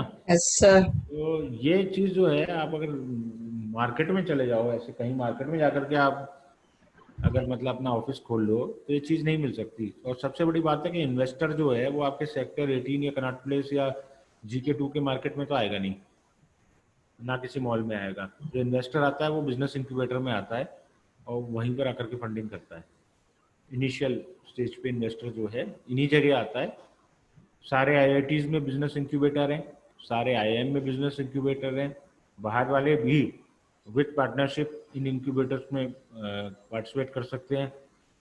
नोएडा में मैं जैसे जानता हूँ MIT में बिजनेस इंक्यूबेटर है, गुड़गांव में MDI में बिजनेस इंक्यूबेटर है, नोएडा में JSS में बिजनेस इंक्यूबेटर है, दिल्ली में IMI में बिजनेस इंक्यूबेटर है। जहाँ भी कहीं आपको प्राइवेट या ऑटोनमस अच्छा MBA इंस्टीट्यूट मिलेगा वहाँ पर 100% बिजनेस इंक्यूबेटर होगा। और जो आपका इंजीनियरिंग कॉलेज जैसे मैंने IIT वगैरह बोले वहाँ पर भी बिजनेस इंक्यूबेटर होगा। JSS में भी जैसे बिजनेस इंक्यूबेटर है, वहाँ भी प्राइमरीली इंजीनियरिंग कॉलेज के ही स्टूडेंट इसमें मिल जाते हैं आपको। तो ये स्टूडेंट्स आपके लिए इंटर्नशिप के लिए भी अवेलेबल रहते हैं। आपको वहाँ जो इंजीनियरिंग कॉलेज वगैरह में अगर आप ले रहे हो तो आपको काफ़ी इजीली इंटर्न्स भी मिल जाते हैं, अच्छे इंटर्न मिल जाते हैं जो कि आपके प्रोजेक्ट में मदद करते हैं। तो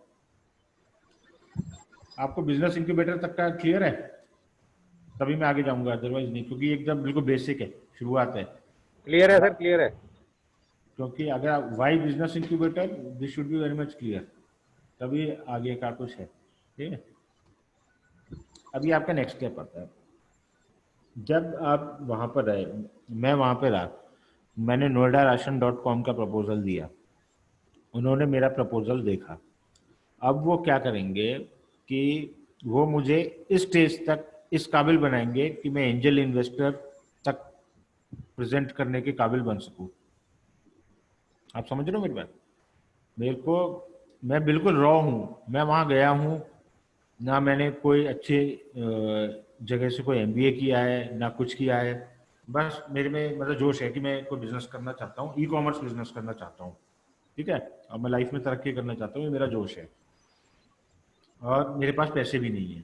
ठीक है, तो अब बिजनेस इंक्यूबेटर मुझे इस काबिल बनाएगा।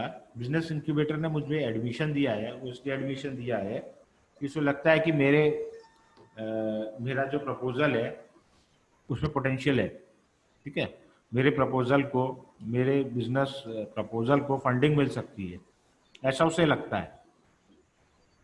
मिलेगी या नहीं मिलेगी वो दूसरी बात है। तो बिजनेस इंक्यूबेटर की भी एक परफॉर्मेंस होती है। बिजनेस इंक्यूबेटर जो है वो भी चाहता है अपने मैक्सिमम की, हम लोगों ने 10 लोगों को इंक्यूबेशन में लिया था, 10 में से 6 सक्सीड किए या 8 सक्सीड किए, वो भी दिखाना चाहता है। हर किसी को वो नहीं लेता है इंक्यूबेशन में। ठीक है, एक IIM लखनऊ का 1 साल का MBA है जो नोएडा में ही चलता है, सेक्टर 62 में। ठीक है, और वहाँ पर एक सीट के लिए 20 या 25 एप्लीकेशन है पर सीट इंक्यूबेशन के लिए। वहाँ इंक्यूबेशन लेना बहुत ही मुश्किल है। रीज़न ये है क्योंकि IIM का बिजनेस इंक्यूबेटर है तो एंजल इन्वेस्टर बहुत आते हैं वहाँ पर। लेकिन जैसे आप JSS के बिजनेस इंक्यूबेटर में जाओगे तो उन्हीं में से एंजल इन्वेस्टर जेएसएस वाले में भी जाते हैं, लेकिन वहाँ रिलेटिव कंपटीशन कम है। ठीक है, तो मैं आपको जो बता रहा हूँ ये एक बेसिक जो है ये डिफरेंस है। ठीक है, कि मतलब आप अगर एवरेज स्टूडेंट हैं या आप मतलब आईआईएम आईआईटी वाली लीग में नहीं है, तो ऐसा नहीं है कि आप फंडिंग नहीं अचीव कर सकते, क्योंकि आप न्यूज़पेपर्स वगैरह में पढ़ते होंगे नॉर्मली आईआईटी आईआईएम के लोगों को बहुत अच्छी फंडिंग मिल जाती है बिजनेस इंक्यूबेटर्स में। आईआईटी मुंबई के बिजनेस इंक्यूबेटर में सबसे ज़्यादा इस टाइम जो है क्रेज है। ठीक है, तो अब आपने नोएडा राशन.com जैसे मैं कर रहा हूँ, ये कोई बहुत ज़्यादा टेक्नोलॉजी वाला एरिया नहीं है। ठीक है, मैं राशन बेचना चाह रहा हूँ यूजिंग ए मोबाइल ऐप, जिसमें बेसिक टेक्नोलॉजी के अंडरस्टैंडिंग से काम हो जाता है। मेरे को इसमें कोई बहुत ज़्यादा ऐसा कुछ नहीं चाहिए कि मेरे को आईआईटी का बैकग्राउंड या इंजीनियरिंग बैकग्राउंड हो। आर्ट स्टूडेंट भी जाकर के राशन का ऑनलाइन बिजनेस खोल सकता है। ठीक है, और ऐसा नहीं है कि सारे लोग आईआईटी आईआईएम से होते हैं, 12th पास है। जो ओयो रूम का ओनर 12th पास है। ठीक है, ओयो रूम तो आप जानते हो रितेश अग्रवाल ने जो खोला है, ही इज 12th पास। ठीक है, तो जब आप एंजल इन्वेस्टर आप जो है को सीख करते हो, जब प्रपोजल अपना तैयार करते हो, तो बिजनेस इंक्यूबेटर की गाइडेंस में रहते हो। जब आप इस लेवल पे पहुंच जाते हो कि आप एंजल इन्वेस्टर को प्रेजेंट कर सको, तभी बिजनेस इंक्यूबेटर के लोग आपको एंजल इन्वेस्टर के सामने करेंगे। और एक एंजल इन्वेस्टर जब आता है, ये ग्रुप ऑफ एंजल इन्वेस्टर्स आते हैं, तो एक नहीं कई प्रोजेक्ट देखते हैं। ठीक है, तो आप अब आपको समझने की जरूरत है कि एंजल इन्वेस्टर जो है वो कौन होता है। एंजल इन्वेस्टर बेसिकली जो है एक तरीके का गैम्बलर है। ठीक है, आप ये सोचिए कि वो 2-2 करोड़ लगा रहा है 10 कंपनी में, यानी कि 20 करोड़ रुपए एक एंजल इन्वेस्टर इन्वेस्ट कर रहा है। ठीक है, वो कोई छोटी कंपनी भी हो सकती है, एंजल इन्वेस्टर जरूरी नहीं है आदमी ही हो, वो कोई छोटी कंपनी भी हो सकती है जो कि इस बिजनेस में इन्वॉल्व है। कोई आदमी कंपनी बना करके भी ये काम करता है। ठीक है, तो एंजल इन्वेस्टर जो है उसका मॉडल ये है कि उसके पास 20 करोड़ रुपए है और उसको लगता है कि उसे बैंक की एफडी या प्रॉपर्टी खरीद के या सोना खरीद के शेयर मार्केट में जाके या म्यूचुअल फंड लेके वो रिटर्न नहीं मिल सकता है, जो उसे ई कॉमर्स बिजनेस मॉडल में मिल सकता है। ठीक है, अब जो एंजल इन्वेस्टर है वो क्या करेगा कि वो बिजनेस इंक्यूबेटर्स में विजिट करेगा, एक नहीं कई, और अलग अलग जगह 2-2 करोड़ कंपनियों में लगाएगा। ये जो 2 करोड़ लगाएगा वो उसके बदले वो आपकी कंपनी में शेयर लेगा।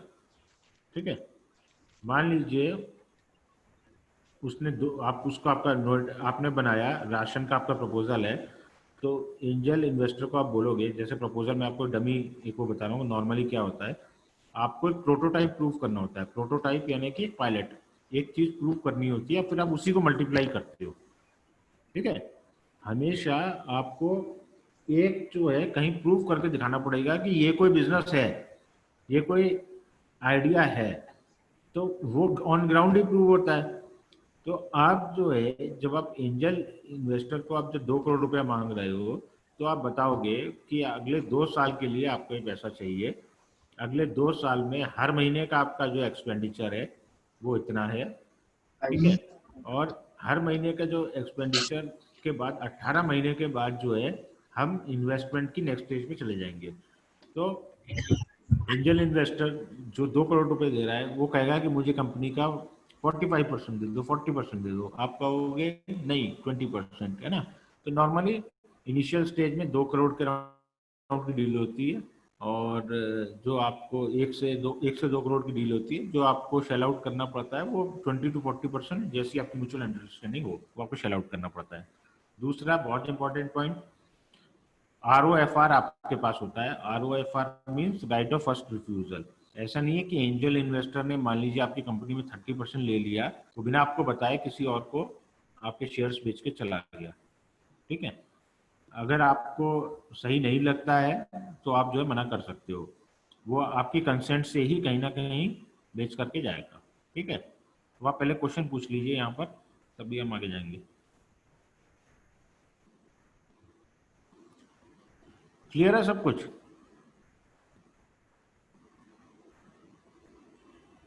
क्यों जी, सब क्लियर है? क्लियर है सर।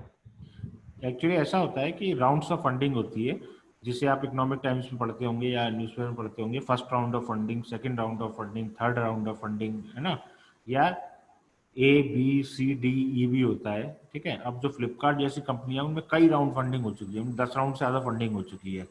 कोई भी ई कॉमर्स कंपनी जो है वो फंडिंग और वैल्यूएशन का गेम है। आप पैसे डालते जाते हो, उसकी वैल्यू बढ़ाते जाते हो, और लोग अपने स्टेक को बेच के निकलते जाते हैं। तो जो सबसे पहला जुआरी जो आपकी कंपनी में आया गैम्बलर, वो आया एंजल इन्वेस्टर। एंजल इन्वेस्टर ने 2 करोड़ रुपया लगाया, और एंजल इन्वेस्टर ने ऐसे ही 2 करोड़ रुपया 10 कंपनियों में लगाया, 20 करोड़ लगाया। अब क्या होगा कि 2 साल बाद, 18 महीने बाद, इनमें से 3 या 4 कंपनियां बंद हो जाएंगी, जहां पर उसका पैसा जीरो हो जाएगा। ठीक है, बाकी जहां उसने 3-4 कंपनियों में जो 8 करोड़ लगाया था, वो उसका 8-10 करोड़ उतना ही है, 10-12 करोड़, उससे ज़्यादा नहीं होगा। ठीक है, लेकिन 1 या 2 कंपनी होगी जो स्टेलर परफॉर्मर होगी, जो 2 करोड़ का 20 करोड़ हो जाएगा जहाँ, या 2 करोड़ का 18 करोड़ हो जाएगा। तो उसका 20 करोड़ का इन्वेस्टमेंट टोटल जो है वो 45 CR के अराउंड हो जाएगा, 45 CR to 50 CR। ठीक है, 2 साल में 20 CR का 40 to 50 CR उसे किसी भी और बिजनेस में नहीं मिल सकता है, किसी भी और इन्वेस्टमेंट में नहीं मिल सकता है। तो इसलिए वो इसमें जाता है। और ये आदमी जो है ये आपके बिजनेस में इंटरफियर नहीं करेगा, उसका आपके बिजनेस में इनफैक्ट बहुत ज़्यादा इंटरेस्ट भी नहीं है, उसे अपने मनी पे रिटर्न चाहिए। और आपको क्या चाहिए? आपको फंडिंग चाहिए। ठीक है, कोई भी रिलेशनशिप गिव एंड टेक होती है, तो वही चीज़ यहाँ पर है। आपको जो है फंडिंग चाहिए, और जब वो आदमी आपकी कंपनी में 40% 2 करोड़ पे ले लेता है, तो आपकी कंपनी का वैल्यूएशन ऑटोमेटिकली बढ़ जाता है। आपकी कंपनी ऑटोमेटिकली जो है 5 करोड़ की हो गई, क्योंकि किसी ने आपकी कंपनी तो एग्जिस्ट ही नहीं करती थी, ऑन पेपर थी। जब उसने 2 करोड़ रुपया दे दिया 40% का, तो आपका कंपनी का वैल्यूएशन वैसे ही 5 CR हो गया। आप ये देखिए कि आपका भी तो वैल्यूएशन हो गया उसी दिन से। आप जो है 3 करोड़ के मालिक तो आप भी हो गए एक तरीके से, थियोरेटिकली। फिर आपको परफॉर्म करना पड़ेगा, प्रूव करना पड़ेगा अपने बिजनेस मॉडल, वो बात और है। तो जब आप प्रपोजल बनाते हो, तो इसमें आप अपने पार्टनर की अपनी सैलरी भी रखते हो अगले 2 साल की। जो प्रोफेशनल प्रपोजल होता है उसमें सारी चीज़ें होती हैं, छोटे से छोटे एक्सपेंस जितना आप डिटेल में डाल सकते हो उतना डालते हो।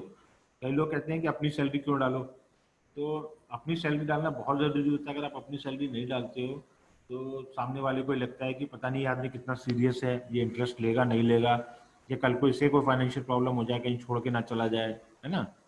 तो अगर आप मान लीजिए अपनी सैलरी, अपने एक्सपेंसेस डाल रहे हो, 1 लाख रुपया 2 लाख रुपया महीना, है ना, तो वो भी एक इंपॉर्टेंट फैक्टर होता है। 18 मंथ्स के बाद एंजल इन्वेस्टर सीख करेगा एग्जिट।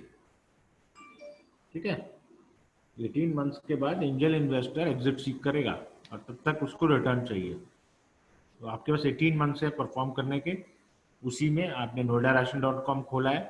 आप noida-ration.com खोलने का मतलब ये है कि आप उसी में जो है वैन खरीदोगे, इको वैन खरीदोगे, आप उसी में जो है डिलीवरी बॉयज रखोगे, रात को पार्किंग की फैसिलिटी देखोगे कहाँ मिलेगी नोएडा में, कहाँ पर आपकी पार्क होगी, अपनी ड्रेस यूनिफॉर्म वगैरह सबकी होगी। ऑनलाइन ऑर्डर आएंगे, नोएडा में जो वेंडर्स हैं वो आप सेलेक्ट करोगे, जो घर पे डिलीवरी करेंगे। COD, कैश ऑन डिलीवरी आप रखते हो नहीं रखते हो, ये दूसरी चीज़ है। पर इस सब के लिए आपको अभी से सोचने की जरूरत नहीं है। अगर आपको बिजनेस इंक्यूबेटर तक सोचने की जरूरत है, जब आप बिजनेस इंक्यूबेटर तक सोच पाओगे तो आगे जो है आपका खुद ही हो जाएगा सब। आपको समझ में आ रहा है जो मैं बोल रहा हूँ? ठीक है, तो वो आपका जो है वो खुद ही हो जाएगा।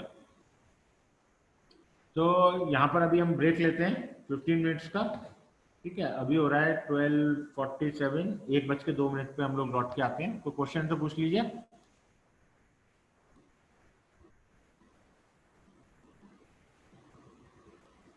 नहीं है कोई क्वेश्चन?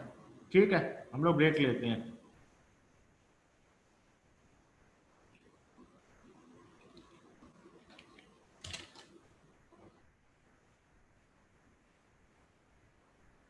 काम है sir. Okay, so everybody is here, है ना? So we will start our session.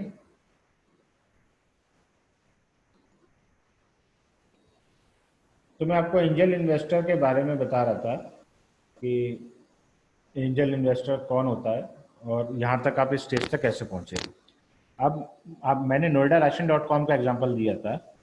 मैं मान के चल रहा हूँ कि आपका बिजनेस सक्सेसफुल है और आप तभी हम अगली स्टेज की बात कर पाएंगे। अगर मैं ये कह रहा हूँ कि आपने noida-ration.com खोला था और वो फेल हो गया और कोई रिटर्न नहीं मिला, तो 18 महीने बाद जो है एंजल इन्वेस्टर जो है वो देखेगा इसमें से कैसे एग्जिट करना है। अगर कोई एग्जिट नहीं समझ में आता है, कोई इन्वेस्टर या कोई होप नहीं नज़र आती आगे पैसा आने की, वो अपनी जेब से और पैसा नहीं लगाएगा। अगर कोई होप नहीं है, कोई नई पार्टी नहीं आ रही पैसा लगाने, कोई इंटरेस्टेड नहीं है उसमें, तो वो जो है उसको एग्जिट कर जाएगा। ठीक है, वो उसमें नहीं रहेगा। ठीक है, और कंपनी डिसॉल्व हो जाएगी और आपका बिजनेस खत्म। सेकंड सिनेरियो, आपका बिजनेस चल गया। ठीक है, आपने ऑन ग्राउंड जो है अपने बिजनेस में आपकी डिमांड आ रही है, जो आपने रेवेन्यू टारगेट सेट किए थे वो रेवेन्यू टारगेट अचीव हो पा रहे हैं या ओवर अचीव हो रहे हैं, तब आपको जो है सेकंड स्टेज के लिए आप तैयार होते हो। सेकंड स्टेज पे आपको जाते वक्त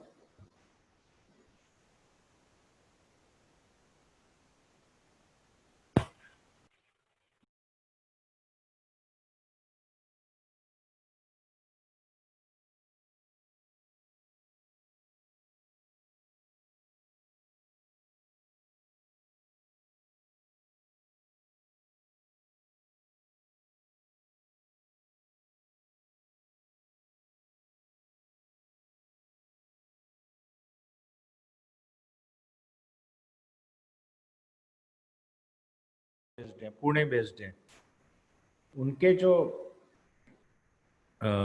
जो ओनर्स हैं वो लोग यहाँ पे आते हैं और मतलब मंडे टू फ्राइडे या 2 दिन निकाल के मंडे ट्यूसडे वेंसडे ऐसे करके वो अप एंड डाउन करते हैं और बोले कि एक्सेलरेटर प्लान को अटेंड करते हैं। इस एक्सेलरेटर प्लान में जैसे आप इकोनॉमिक टाइम्स में जितने आप टफ टर्म्स पढ़ते हैं बिजनेस के, जो आपको समझ में नहीं आते, एबिटा और बहुत सारी चीज़ें, रेवेन्यू क्या होता है, नेट रेवेन्यू क्या होता है, प्रॉफिट क्या होता है, नेट प्रॉफिट क्या होता है, कैलकुलेटेड लॉस क्या होता है, कितना आपका जो है कैलकुलेटेड लॉस होना चाहिए, कितना जो है ROI होना चाहिए, रिटर्न ऑन इन्वेस्टमेंट, ये सारी चीज़ें इसमें बहुत ज़्यादा डिटेल में बताई जाती हैं। आपको basically next stage of investment के लिए प्रिपेयर किया जाता है। आपको डॉलर्स में जो है बिजनेस को समझाया जाता है कि आप कैसे USD में बिजनेस को समझे और कैसे आप इंटरनेशनली बिजनेस करने के कैपेबल बने या इंटरनेशनल इन्वेस्टमेंट लेने के कैपेबल बने। ठीक है, तो इन शॉर्ट ये क्रैश MBA टाइप होता है एक्सेलरेटर प्लान जो है। और एक तरीके से जैसे कई बार लोगों को फेलोशिप मिलती है, 6 हफ्ते के लिए लोग IIM जाते हैं, हार्वर्ड जाते हैं, ये वही चीज़ है, लेकिन ये स्पेसिफिक टू योर बिजनेस होता है। ठीक है, और इसमें जो है इन्वेस्टमेंट नॉर्मली बिजनेस इंक्यूबेटर ही करता है। बिजनेस इंक्यूबेटर्स का बहुत फंड होते हैं, किसी भी बिजनेस इंक्यूबेटर के पास गवर्नमेंट से भी फंड मिलता है और बिजनेस इंक्यूबेटर के पास अनयूटिलाइज्ड फंड भी होता है बहुत। जैसे IIM लखनऊ है, उसके एलुमनाई डोनेट करते रहते हैं। IIM लखनऊ में सबसे ज़्यादा अनयूटिलाइज्ड फंड पड़ा हुआ है बिजनेस इंक्यूबेटर के पास। ठीक है, बिजनेस इंक्यूबेटर जो है वो लोग अनयूटिलाइज्ड फंड से 2 चीज़ें करते हैं। एक तो जैसे एक्सेलरेटर प्लान या वेलफेयर पे खर्च करते हैं, दूसरा बिजनेस इंक्यूबेटर और करते हैं जैसे कि आपका MET बिजनेस इंक्यूबेटर है। तो MET बिजनेस इंक्यूबेटर क्या करता है कि, एक मिनट होल्ड करिए, जो आपका MET बिजनेस इंक्यूबेटर है वो परसेंटेज लेता है, वो 6,500 रुपये नहीं लेता, जैसे मैंने आपको बताया था ना, वो जो है वो परसेंटेज लेता है। मान लीजिए आपको जब इंक्यूबेशन में जाते हो तो वो 20%, 30% या 40% जितना भी उसको सही लगता है उतना परसेंटेज लेता है। ठीक है, तो ये आपका जो है बिजनेस एक्सेलरेटर जो है, एक्सेलरेटर वाला जो प्लान है ये वो होता है। ठीक है, अब एक्सेलरेटर प्लान अटेंड करने के बाद 6 हफ्ते के बाद आप नेक्स्ट स्टेज ऑफ फंडिंग के लिए तैयार हो जाती हो। ठीक है, ये एक्सेलेरेटर प्लान जो है, ये जब आप एंजल इन्वेस्टर से वेंचर कैपिटलिस्ट के पास जा रहे हो तो उसके बीच की स्टेज है। अब आ जाता है वीसी। वीसी कौन है? वीसी का बिजनेस मॉडल भी एंजल इन्वेस्टर की तरह है। अब यहाँ पर आप सारी अटेंशन पे करिएगा, अगर आपको यहाँ पर समझ में आ गया तो आपको बैकवर्ड फॉरवर्ड पूरा ये प्लान जो है समझ में आ जाएगा। ठीक है, ये मैं आपको एक बेसिकली प्लान बता रहा हूँ। ई कॉमर्स का जो होता है ना, फंडिंग का प्लान जो होता है वो कैसे होता है और आपको कैसे प्रोसीड करना चाहिए। ये मिथ है कि ई कॉमर्स बिजनेस कोई आईआईटी ग्रेजुएट, आईआईएम ग्रेजुएट ही शुरू कर सकते हैं, ऐसा कुछ भी नहीं है। बहुत सारे नॉर्मल लोगों ने बहुत बड़ी बड़ी ई कॉमर्स कंपनियां, ग्लोबल कंपनियां खड़ी करी हैं। ठीक है, ये एक मिथ है कि आपको टेक्नोलॉजी का बहुत ज़्यादा ज्ञान होना चाहिए, ऐसा कुछ भी नहीं है। आपके पास जो है बिजनेस सेंस होना चाहिए, आपको प्रोसीजर पता होना चाहिए। आपके ये एक प्रोफेशनल बिजनेस मॉडल है। अगर आप ठीक तरीके से चलते हो, आप जेन्युइन तरीके से चलते हो, तो आपको फंडिंग भी मिलती है, सक्सेस भी मिलती है, सब कुछ मिलता है। ठीक है, ये ऐसा बिजनेस है कि लॉस में रहते हुए भी आपके पास बहुत अच्छे खासे पैसे बने रहते हैं। ठीक है, तो अब आप जो है सेकंड स्टेज में जाते हो एक्सेलेरेटर प्लान के बाद, वो होता है VC, venture capitalist. Venture capitalist normally इसमें इंडियंस और फॉरेनर्स दोनों आ जाते हैं। ठीक है, फॉरेनर्स ज़्यादा होते हैं। वीसीज जो होते हैं उनका जो फंड का जो लेवल होता है वो ज़्यादा होता है। जैसे 20 करोड़ रुपए में 10 कंपनियों में लगाए एंजल इन्वेस्टर ने, वीसी होगा 200 करोड़ का आदमी जो कि 20-20 करोड़ रुपए लगाएगा 10 कंपनियों में। तो उसी में एक वीसी ने 20 करोड़ रुपए मान लीजिए आपकी कंपनी में लगा दिए।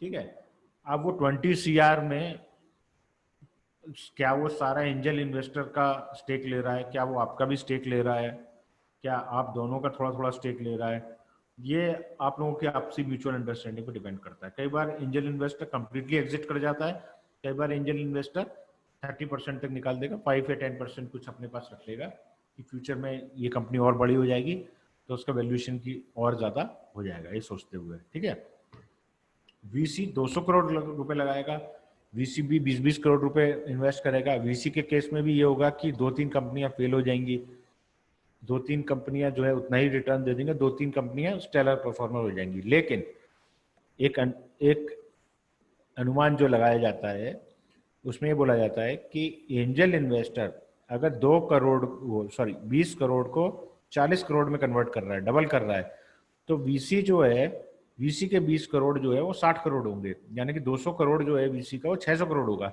इसकी परफॉर्मेंस 1 गुना ज्यादा अच्छी होगी एंजल इन्वेस्टर से। तो ऐसा क्यों है, गेस करिए। वीसी की परफॉर्मेंस या वीसी का रिटर्न एंजल इन्वेस्टर से ज्यादा क्यों है, गेस करिए।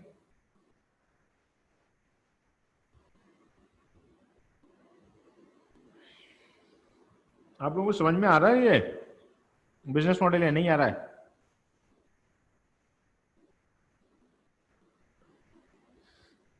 हाँ जी, कोई रिस्पांस नहीं, कोई तो बोलिए। आ रहा है सर, आ रहा है समझ में। तो मुझे बताइए कि वीसी की सक्सेस एंजल से ज्यादा क्यों है, एंजल इन्वेस्टर से? कि एंजल जब एग्जिट करेगा उसके बाद वीसी एंटर करता है बिजनेस में। हाँ नहीं, ये तो प्रोसेस है। मैं कह रहा हूँ जो सक्सेस जो है, अगर वो एंजल इन्वेस्टर अपने पैसे को 2 गुना कर रहा है तो वेंचर कैपिटलिस्ट अपने पैसे को 3 गुना कर रहा है। ऐसा क्यों है? क्योंकि उस स्टेज तक वो बिजनेस ऑलरेडी एक फ्लोरिशिंग स्टेज में पहुंच जाता है। हाँ, क्योंकि वो एक ऑलरेडी मैच्योर्ड बिजनेस में जो है वो इन्वेस्ट कर रहा है। जितना लेटर स्टेज का इन्वेस्टर होगा उतना उसका जो है सक्सीड करने का चांस उतना ज्यादा होगा। आप समझ रहे हो बात? जितने लेटर स्टेज पे इन्वेस्टर आएगा क्योंकि वो बिजनेस उतना ज्यादा एस्टेब्लिश्ड होता जाएगा। ठीक है, लेकिन जो पैसा खर्चा करके जो स्टेक मिल रहा है उतनी परसेंटेज कम होती जाएगी। ठीक है, जो एंजल इन्वेस्टर को 2 करोड़ में मिल गया था उतने ही स्टेक के लिए ये उससे 10 गुना दे रहा होगा या उससे भी ज्यादा दे रहा होगा। अगली स्टेज का इन्वेस्टर आएगा तो उससे भी ज्यादा देगा। ठीक है, तो फ्लिपकार्ट वगैरह में जो बिकते जो दोनों ओनर रह गए थे उनका कुल मिलाकर के 12% के अराउंड कुछ था। अब उसमें भी जो वो भी निकल गया, सचिन बंसल भी। तो फ्लिपकार्ट में जो सबसे बड़ा जो रहा होगा इंडिविजुअल उस टाइम, अभी की बात नहीं कर रहा, उस टाइम जब वो निकला था तब वो बिनी बंसल जो रह गया था वो 6% के अराउंड पर था। तो जो बहुत बड़ी जो कंपनियां हैं उनमें जो आदमी कंपनी चला रहा है, जिसके नाम से आप उस कंपनी को रिकॉग्नाइज करते हो, कई बार उसके पास 6% ही होता है। ये बहुत कॉमन चीज है इंडस्ट्री में, ठीक है। 5%, 6%, 7%, 8% वाला जो है वही कंपनी चला रहा होता है, उसी को लोग ओनर मानते हैं। सारे इन्वेस्टर भी उसी की गाइडेंस पे होते हैं, सारे इन्वेस्टर का पैसा भी एक तरीके से उन लोगों ने उसी आदमी पे लगाया हुआ था, क्योंकि वो शुरू से होता है बिजनेस में, ठीक है। और कई बार ओनर जो होते हैं वो बिजनेस बेचकर निकल भी जाते हैं, ठीक है। तो एक कंपनी है जो कि एक सेपरेट एंटिटी है जो कि आगे जाती जा रही है। अब आप जब वीसी के स्टेज पे होते हो, उसके अगली स्टेज पे जाने से पहले आपका जो भी कुछ बिजनेस है उसके कैलकुलेशन यूएसडी में आ जाते हैं, डॉलर्स में, क्योंकि इंटरनेशनल टर्म्स में होता है। अगर आप इकोनॉमिक टाइम्स पढ़ते हैं तो आप कई बार पढ़ते होंगे कि जैसे कि ओयो रूम्स में रतन टाटा ने पैसे लगाया, यूएसडी इतना इन्वेस्ट किया। अब आप ये सोचते हो कि इकोनॉमिक टाइम्स इंडिया का न्यूज़पेपर है, Ritesh Agarwal OYO room India की कंपनी है, रतन टाटा इंडियन है, वो पैसा उसमें इन्वेस्ट कर रहा है, रिपोर्ट में लिखा हुआ है यूएसडी इतना इन्वेस्ट किया। क्योंकि जब आप इस स्टेज पे चले जाते हो तो सब कुछ यूएसडी में कैलकुलेट होता है ताकि इंटरनेशनल लेवल पे उसे कंपेयर किया जा सके, इंडियन करेंसी में नहीं कैलकुलेट होता। उसमें थोड़ा सा लेजी जर्नलिज्म है कि इकोनॉमिक टाइम्स वाले को लिखना चाहिए कि इतना डॉलर्स यानी रुपया इतना है, मीनिंग इंडियन रुपी इतना, INR इतना, ठीक है। तो जो आपका रतन टाटा है वो लगा है INR में ही है, लेकिन जो टाटा ने जो प्रेस रिलीज जारी करी है वो प्रेस रिलीज में यूएसडी लिखा है, क्योंकि वो प्रेस रिलीज ग्लोबल लेवल पे है, वो इंग्लैंड में भी छप रहा है। इंडिया की एक कंपनी दूसरी कंपनी में इन्वेस्ट कर रही है, लेकिन अगर कई मिलियन डॉलर का इन्वेस्टमेंट है तो वो इंग्लैंड के फाइनेंशियल न्यूज़पेपर में भी छप रहा है, और जापान के में भी छप रहा है, कोरिया में भी छप रहा है, सब जगह छप रहा है, ठीक है। क्योंकि ये यहाँ पर आकर के आप एक तरीके से आपका बिजनेस इंटरनेशनल लेवल पे चला जाता है, ठीक है। और इसी स्टेज पे जो है जो ओनर होता है उनके लाइफस्टाइल चेंज होता है सडन, ठीक है। वो मर्सिडीज में चलने लगते हैं, जो भी कुछ होता है, बंगलो विला ले लेते हैं, जो भी कुछ करते हैं। ये कोई जरूरी नहीं है कि बिजनेस लॉस में हो।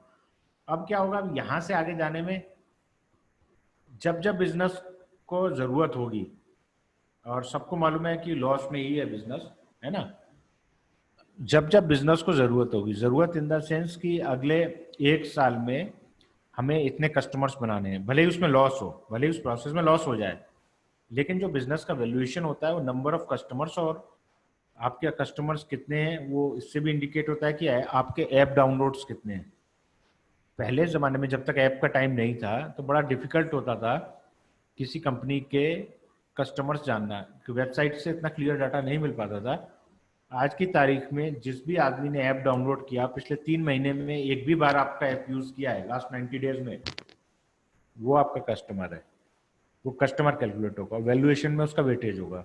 वैल्यूएशन करने वाली फर्म्स होती हैं, आपको वैल्यूएशन खुद नहीं करना होता, कोई एफर्ट आपको नहीं करना होता है। वैल्यूएशन करने वाली इंडिपेंडेंट फर्म्स होती हैं, वो आपकी कंपनी का वैल्यूएशन करके देती हैं, और उसमें वो हर चीज़ ऑडिट करती हैं कि आपके कितने ऐप डाउनलोड्स हैं, जेन्युइन कितने ऐप डाउनलोड्स हैं, कितने उसमें से एक्चुअल कस्टमर्स हैं, यानी कि 90 डेज में जिन्होंने आपकी सर्विस को यूज़ किया है, जिन्होंने एक भी बार राशन मंगाया है, ठीक है। और वेंचर कैपिटलिस्ट ऐसे नहीं इन्वेस्ट कर रहा है कि कोई कंपनी चल रही है उसने बस पैसा इन्वेस्ट कर दिया कि उसने सोचा कि इसमें मुझे रिटर्न 20 करोड़ का 50 करोड़ मिल जाएगा इसलिए कर दूं इन्वेस्ट, ऐसा नहीं होता है। VC with a specific reason जो है वो उसमें इन्वेस्टमेंट में जाता है, वीसी एक स्पेसिफिक प्लान में जाता है। जब आपका नोएडा राशन.com सक्सेसफुल हो गया तो आपने एक प्रपोजल दिया था वीसी को, जिसमें आपने लिखा था कि आप पुणे राशन.com, गुड़गांव राशन.com, चंडीगढ़ राशन.com ये खोलेंगे, ठीक है। आप बेंगलोर, दिल्ली और बॉम्बे को एक्सक्लूड कर रहे हैं, आप उसमें हेड ऑन ग्रोफर्स वगैरह से compete नहीं करना चाहते हैं, बिग बास्केट से नहीं compete करना चाहते हैं। पर जो दूसरे सिटीज हैं जो इक्वली मतलब आपके प्रॉस्पेरस सिटी हैं, जहाँ पर टेक्नोलॉजी भी है, लोग जानते भी हैं, लोग ऑनलाइन ऑर्डर भी करेंगे आपको लगता है, तो वहाँ पर आपने 6-8 सिटी का प्रपोजल दिया था एक्सपेंड करने के लिए। अपने आप वहाँ पर अपनी प्रेजेंस, अपने ऑफिस, अपने स्टाफ भी रखना चाहते हो, तो उसके लिए आपने 20 करोड़ रुपया मांगा था। अब आपका वो 20 करोड़ रुपया खत्म होने लगा, लेकिन आपके पास इतने सारे कस्टमर्स आ गए, इतने सारे कंज्यूमर आ गए कि अगर आपको 1 साल की और फंडिंग मिल जाए तो शायद आपका बिजनेस प्रॉफिटेबल हो जाए। तो इसलिए जो इसके भी जो नेक्स्ट स्टेज की फंडिंग होगी उस पर हम जाते हैं। इसकी नेक्स्ट स्टेज की फंडिंग होती है पी, प्राइवेट इक्विटी। आपने जितने भी सुना होगा, जितने भी बैंक्स हैं उनकी एक इन्वेस्टमेंट आर्म होती है, भले ही एचडीएफसी हो, आईसीआईसीआई हो। इंडिया में सबसे ज्यादा जो इन्वेस्ट करता है वो सॉफ्ट बैंक करता है, जापान का, और उसके ओनर 77-78 ईयर ओल्ड है और उनको बहुत बड़ा इन्वेस्टर माना जाता है। तो वो इंडिया में ज़्यादातर उन्होंने कंपनियों में इन्वेस्ट कर रखा है, ओयो से लेके फ्लिपकार्ट से लेके सब में। तो जो पी है, प्राइवेट इक्विटी, उसका अगेन उसका बजट और भी ज़्यादा हो जाता है। पी के पास 2000 करोड़ रुपया होगा इंडियन करेंसी में, और वो 200, 250 करोड़ रुपया लगाएगा एक एक कंपनी में। वो कोई बहुत छोटे अमाउंट पे नहीं जाएगा, वो 10 करोड़, 20 करोड़, 30 करोड़ में नहीं जाएगा। और ये नॉर्मली इतना फाइनेंस जो है बैंक्स के पास होता है, क्योंकि कस्टमर्स का पैसा बैंक्स के पास होता है, ठीक है। और बैंक्स जो है वो भी जानते हैं कि gold, real estate, personal loan देना या होम लोन देना, उस सबसे कहीं ज़्यादा जो रिटर्न है वो इस बिजनेस में है, ई कॉमर्स बिजनेस मॉडल में है। E commerce business model world over सबसे ज़्यादा रिटर्न देने वाला बिजनेस मॉडल है across all asset class. White में अगर आपको मनी कमाना है, इतना मनी कमाना है, अगर आपका कोई e commerce business model hit हो जाए तो उतना पैसा आप किसी और भी चीज़ में, आप किसी भी और बिजनेस में नहीं सोच सकते हो, ठीक है। लेकिन इसमें आप तब सक्सेसफुल हो सकते हो ई कॉमर्स बिजनेस मॉडल में जब आपको डिजिटल चीज़ें समझ में आए, आपको digital marketing, social media marketing जो आपने इसे पढ़ा है इसका ज्ञान हो, तो आपका सक्सेस रेट बढ़ सकता है, क्योंकि आप चीज़ें जानते हो। ऑनलाइन बिहेवियर क्या होता है, ऑनलाइन बिहेवियर को कैसे मेजर करते हो, एनालिटिक्स क्या होता है, गूगल एनालिटिक्स क्या होता है ना। मेरे ख्याल से आप ये सब कुछ पढ़ चुके हो आप ये सब पढ़ा आपने, गूगल एनालिटिक्स वगैरह सब कोर्स में सब कुछ पढ़ा होगा ना? नहीं पढ़ा क्या? कोई है क्लास में? पढ़ा सर, हाँ जी पढ़ा हुआ है सर, सब पढ़ा है। लग रहा है। तो ये सब चीजें ना बहुत, ये खासतौर पे एनालिटिक्स जो है बहुत इंपॉर्टेंट हो जाता है। जो आपका वेबमास्टर टूल जिसको सर्च कंसोल कहते हैं, या गूगल एनालिटिक्स होता है ना, या फेसबुक एनालिटिक्स होता है, यूट्यूब एनालिटिक्स होता है, ये बहुत इंपॉर्टेंट होता है। इसको आप स्टडी करते हो, जो आपके वेबसाइट का डाटा होता है उसको आप स्टडी करते हो, ऐप डाउनलोड्स आप स्टडी करते हो। बहुत बड़ा बिजनेस है ऐप डाउनलोड्स करवाने का, कंपनियां पैसे देती हैं, आप हमारे ऐप डाउनलोड करवा के दो, थर्ड पार्टी को पैसे देती हैं, क्योंकि जितना आपका ऐप डाउनलोड होगा उतना आपका बिजनेस जो है उसका वैल्यूएशन ज़्यादा होगा। आप थोड़ा इन चीज़ों के बारे में पढ़ो। और अगेन जो है मैं आपसे कहता हूँ, जैसे ये बिजनेस इंक्यूबेटर है, स्टेप है, और भी बिजनेस इंक्यूबेटर हैं, इन लोगों के फ्री, आजकल कोविड में तो ये अपॉर्चुनिटी है कि आपको वहाँ जाने की ज़रूरत नहीं है। इन लोगों के इतने सारे फ्री सेमिनार होते हैं वेब एनालिटिक्स पे, और जो आपका ऑनलाइन बिजनेस पे, ई कॉमर्स पे, कंज्यूमर बिहेवियर पे, कंज्यूमर अटेंशन पे। जेएसएस में ऑलमोस्ट हर दूसरे हफ्ते कोई ना कोई सेमिनार होता है, ऑनलाइन होता है, ठीक है। आप उसको अटेंड करिए, उसमें आप देखिए आपको बहुत नॉलेज मिलेगी।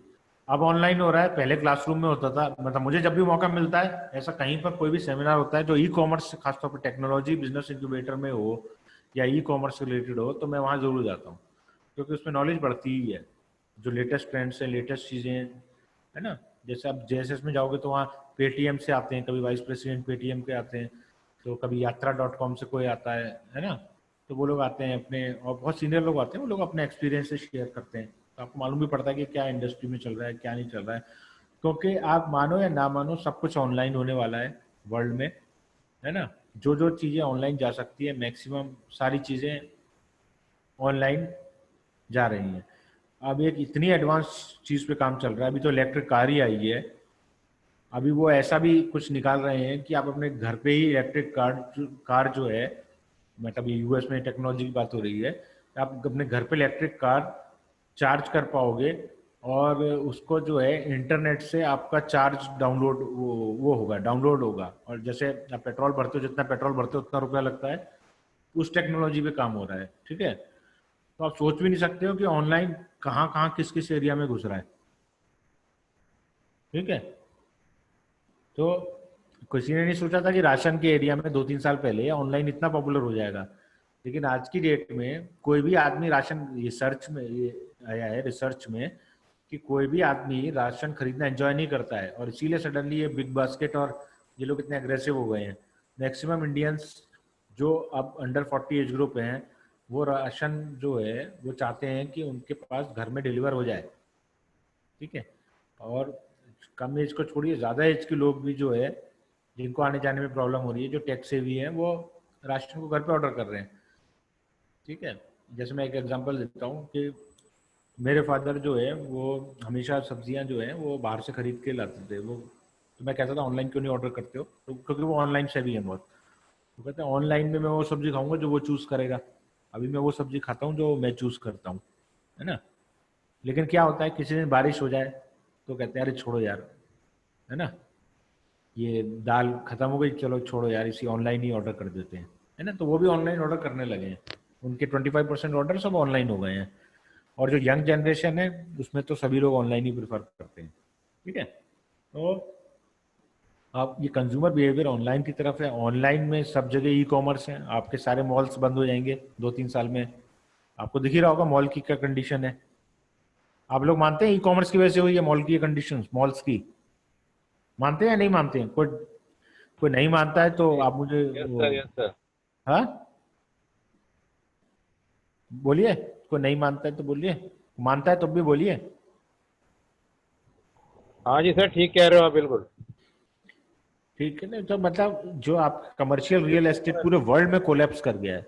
कमर्शियल रियल एस्टेट जो है पूरे वर्ल्ड में कोलैप्स हुआ है, और इसीलिए हुआ है क्योंकि आप कहीं पर भी जो आप दुकान लेते हो, आप दुकान का रेंट नहीं निकाल पा रहे हो। और आप इसलिए नहीं निकाल पा रहे हो क्योंकि लोग सब कुछ ऑनलाइन ऑर्डर कर रहे हैं, मैक्सिमम चीज़ें ऑनलाइन ऑर्डर कर रहे हैं, ठीक है।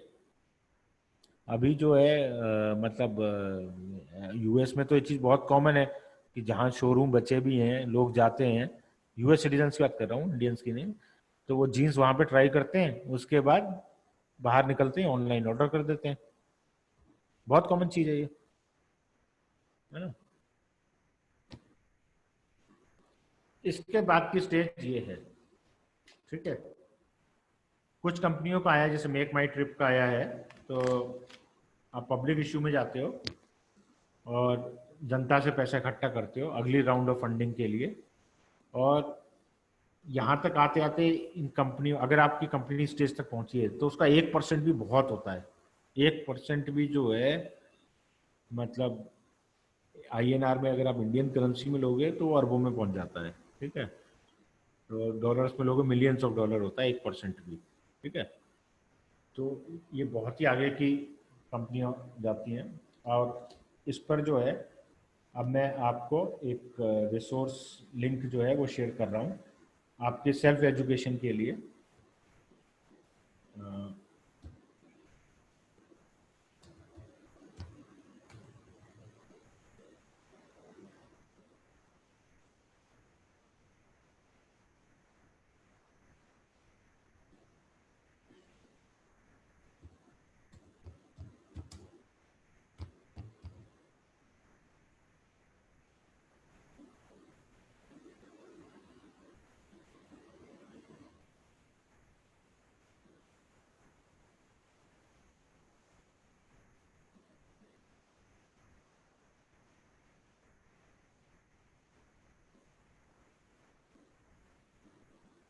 आपको दिख रहा है ब्लूमबर्ग, ई इंक ब्लूमबर्ग, ठीक है। ये आप डालिएगा और ये एक पूरी सीरीज है, ठीक है। ई इंक इसने जो है इंटरव्यूज किए हैं, ऐसी कोई सीरीज अभी तक बनी नहीं, हालांकि 3-4 साल पुरानी है। 39 वीडियोस हैं, आपको दिख रहा है ना, ये मार्क कर लीजिए, लिख लीजिए E dash Inc Bloomberg TV India, ठीक है। पेन पेपर है तो उस पर लिख लीजिए, नहीं तो नोटपैड पे लिख लीजिए। ये मैं आपको सर इसका व्हाट्सएप कर दीजिए प्लीज। इसका क्या व्हाट्सएप कर पाऊँ, मैं देखता हूँ मैं इसका क्या व्हाट्सएप हो सकता है। ये यूट्यूब लिंक अगर प्लेलिस्ट से खुले तो आप देख लीजिएगा।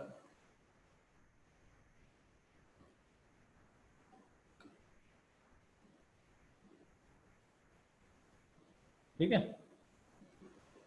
अब जैसे ये मिंट्रा पर है, मिंट्रा कैसे शुरुआत हुई है ना, फिर उसके बाद टिनी आउल, ये सब जो है ना, ये सब जो ई कॉमर्स कंपनियां हैं वो कैसे एस्टेब्लिश हुई, तो उसके बारे में है। ठीक है, अब ये ग्रीन डस्ट है, युवराज सिंह यूवी कैन है ना, ग्रोफर्स है, इसमें पूरी स्टोरी है कंपनी कैसे एस्टेब्लिश हुई, कैसे किया, क्या स्ट्रगल्स थे, वो बहुत इंटरेस्टिंग है। 2015-16 के हैं मोस्ट ऑफ द वीडियोस, पर उसके बाद से ऐसा कुछ इसमें मतलब जो बेसिक्स हैं वो सारे वही हैं, वो आज की डेट में चेंज नहीं हुए हैं। बस ये है कि आज की तारीख में इतना स्ट्रगल नहीं है क्योंकि स्मार्टफोन से बहुत एडवांस आ गए हैं। ठीक है, पेटीएम का पूरा जो विजय शेखर शर्मा है उनका पूरा इंटरव्यू है, इनकी अमेजिंग स्टोरी है जो विजय शेखर शर्मा की जो है ना। And Vijay Shekhar Sharma totally Hindi medium से पढ़े हुए हैं, यूपी बोर्ड के पढ़े हुए हैं। ठीक है, सबसे बढ़िया आपके लिए जो है डिजिटल मार्केटिंग के फील्ड में जो लोग कुछ करना चाहते हैं तो वो ये है, ये क्योंकि है, ये डिजिटल सुपरस्टार्स जो इंडिया में जो क्रिएट किए जाते हैं ये उसके बारे में है। ठीक है, और डिजिटल सुपरस्टार्स का जो बिजनेस है, कैसे ये क्रिएट करे जाते हैं, कैसे ये बनाए जाते हैं, क्या इसका बिजनेस मॉडल है, पूरा इसमें डिटेल में दिया हुआ है। ये बहुत बड़ा बिजनेस है। ठीक है, अब इसमें समीर वंजारा का पूरे में इंटरव्यू है। सैडली समीर वंजारा की पिछले महीने डेथ हो गई है, ही इज नो मोर, है ना। इन्होंने AR रहमान और शेखर कपूर, इन तीनों ने मिलकर के जो है ये क्योंकि की जो है वो शुरुआत करी थी। ठीक है, ये वाला आप देखिएगा, ये एपिसोड बहुत अच्छा है ना। ये सारी इंडिया की टेक्नोलॉजी ई कॉमर्स जो है सक्सेस स्टोरीज हैं। ठीक है, एंड दिस इज सावन।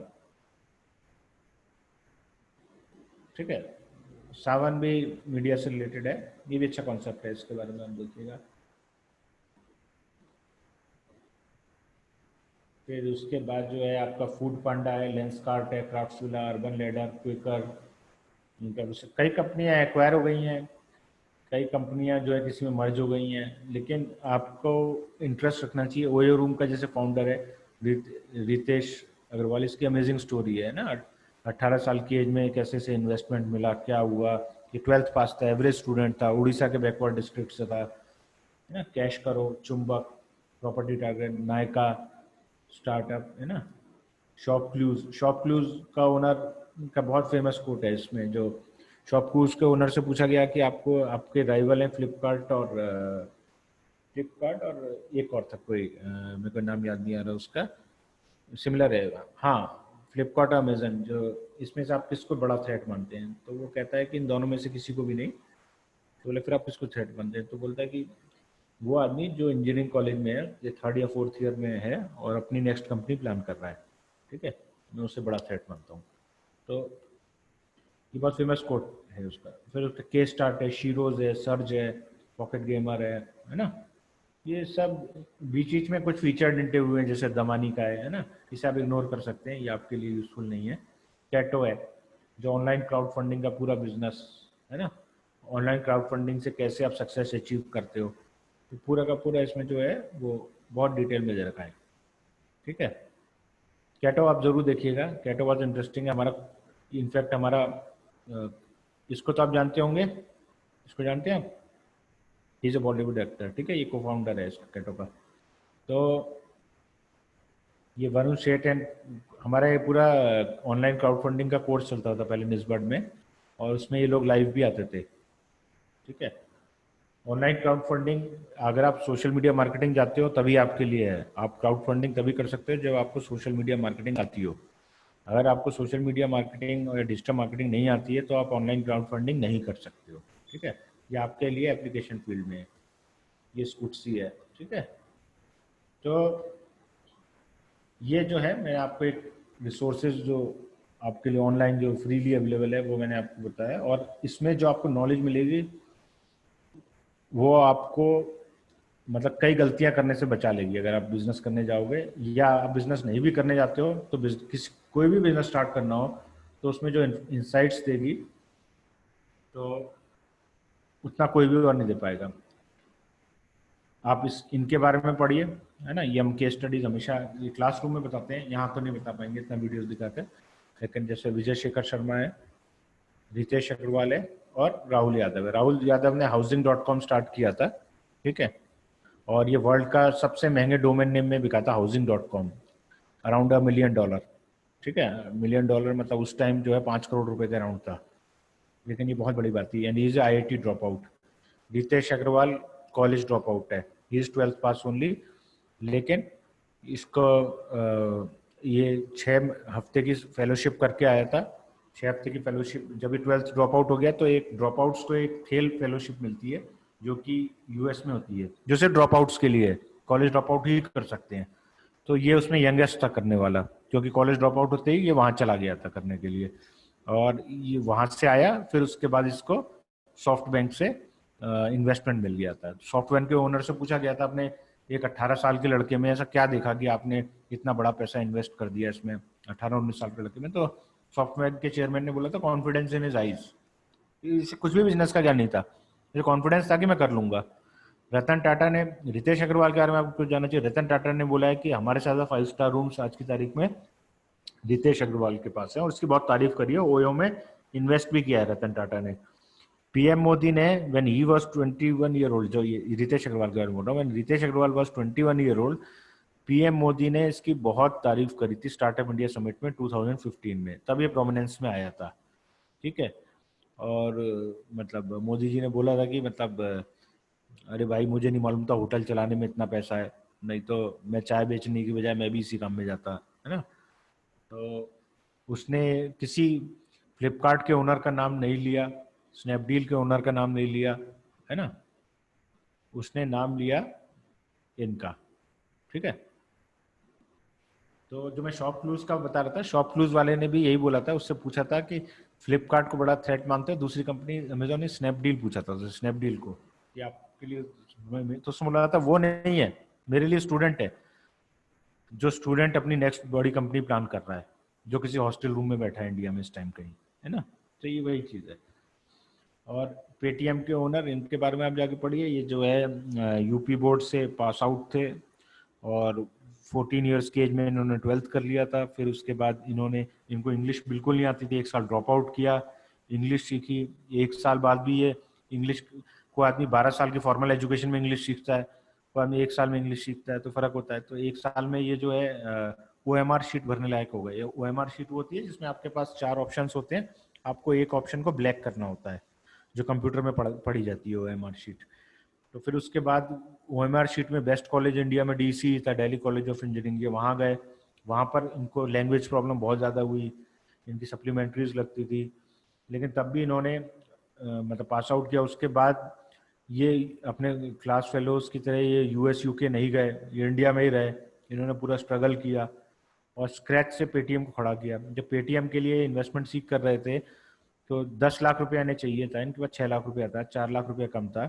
वो 4 लाख के लिए इन्होंने 40% स्टेक बेचा था 197 कंपनी में। पेटीएम की पेरेंट कंपनी 197 है। तो ये आज तक उसे रिग्रेट करते हैं कि वो 4 लाख रुपया नहीं अरेंज कर पाए। कोई भी आदमी 4 लाख रुपया देने को तैयार नहीं था, क्योंकि लोगों को लग रहा था कि या तो ये बिजनेस चलेगा नहीं, ये इलीगल है। बहुत लोगों को लग रहा था इलीगल बिजनेस है कि आप अपनी करेंसी जो है, मतलब आप पैरेलल करेंसी लॉन्च कर रहे हो ना, बहुत सारे लोग उस टाइम ये मानते थे, 10 साल पहले की बात है। और वो जो 4 लाख में जिस आदमी ने 40% लिया, वही अगर आप 40% को कैलकुलेट करो 5 साल बाद, तो ये कंपनी $1 बिलियन कंपनी हो गई, यानी कि $400 मिलियन हो गया इन्वेस्टमेंट। 4 लाख रुपए का $400 मिलियन यानी कि $40 करोड़। 4 लाख से $40 crore with in A span of 5-6 years world में किसी भी इन्वेस्टमेंट में आपको नहीं मिलेगा, मतलब आपने सुना भी नहीं होगा, जो पेटीएम के केस में हुआ। पेटीएम यूनिकॉर्न है, यूनिकॉर्न का मतलब होता है $1 बिलियन कंपनी। ये इंडिया की शुरुआती यूनिकॉर्न्स में थी, अभी नहीं, 3-4 साल पहले हो गई थी। और जो इसमें जो इन्वेस्टर्स को रिटर्न मिला है वो कहीं भी और नहीं मिला है, ठीक है। सो अंडर 40 की एज में विजय शेखर शर्मा वर्ल्ड के सबसे सक्सेसफुल एंटरप्रेन्योर्स में से हो गए थे जब ये अंडर 40 थे, है ना, और अभी भी हैं, ठीक है। अब तो खैर अबव 40 है, लेकिन मतलब वर्ल्ड के सबसे सक्सेसफुल एंटरप्रेन्योर्स में है। इन्हें हर आदमी जानता है, इनको बिल गेट्स से लेके हर आदमी, विजय शेखर शर्मा को हर आदमी जो है रिकॉग्नाइज करता है वर्ल्ड में, और हर आदमी मानता है कि इन्होंने जो है मतलब बहुत ज़्यादा डिफ़िकल्टीज ओवरकम करके बहुत बड़ा चैलेंज जो है वो पूरा किया है। ठीक है, तो इन तीनों के बारे में खास तौर पे इन तीनों की केस स्टडीज़ के बारे में आप पढ़िएगा। और आप ई इंक जब देखेंगे तो उसमें मेरे ख्याल से तीनों ही कवर हो जाते हैं। जो राहुल यादव है, ये भी जो है मतलब बहुत ही गरीब फैमिली से थे और मेटलर्जिकल इंजीनियरिंग करी थी इन्होंने बॉम्बे में, आईआईटी बॉम्बे से इन्होंने, लेकिन फाइनल ईयर का एग्ज़ाम नहीं दिया क्योंकि इन्हें मेटलर्जिकल इंजीनियरिंग में कोई फ्यूचर नहीं दिख रहा था और इनका इसमें इंटरेस्ट था। इनके बारे में बोला जाता है कि जो पिज़्ज़ा हट है, एक बार उन्होंने पिज़्ज़ा मंगाया, पिज़्ज़ा 30 मिनट्स में डिलीवर होता है, लेकिन पिज़्ज़ा हट ने देर से डिलीवर किया। इन्होंने बोला आपने देर से डिलीवर किया, वो कह रहे नहीं बाई आवर वॉच 30 मिनट्स ही है तो आपका फ्री पिज़्ज़ा नहीं होगा। तो इनके बारे में बोला जाता है कि इन्होंने फिर उसकी वेबसाइट हैक कर ली। फिर जब वेबसाइट हैक कर ली, मैसेज छोड़ा तो उन्होंने कॉल किया कि आपको क्या चाहिए, तो उन्होंने बोला पिज़्ज़ा, तो फिर उनको कॉम्प्लीमेंट्री पिज़्ज़ा भिजवाया। ठीक है, तो मतलब ये जो है बहुत ही ज़्यादा जिसे कहते हैं कि मतलब जुनूनी आदमी जो है वो ऐसे थे। और राहुल यादव ने 26 साल की एज में जो है कई करोड़ रुपए, लगभग 240 करोड़ रुपया इनको मिला था housing.com छोड़ते हुए, तब इनकी एज 26 थी और इन्होंने 240 करोड़ रुपया अपने एम्प्लॉयज़ में बांट दिया था, ये कहते हुए कि मेरी एज 26 ईयर्स है, मैं कई बार 240 करोड़ कमा लूँगा, लेकिन मेरी एम्प्लॉयज़ ने इसको बड़ा बनाया तो उसे बांट दिया था। तो इन लोगों के बारे में थोड़ा जानिए, इससे आपको मतलब काफ़ी दूसरा पर्सपेक्टिव मिलता है लीग से हटके, और ख़ासतौर पे इन दिनों जो सब कुछ नेगेटिव न्यूज़ ही आती है सब जगह, काफ़ी इंस्पिरेशनल है ये। ठीक है, तो ये आपका जो है ई कॉमर्स बिजनेस मॉडल भी कंप्लीट हो गया। ठीक है, अब आपका कोई भी क्वेश्चन है पूछ लीजिए, नहीं तो हम क्लोज करते हैं।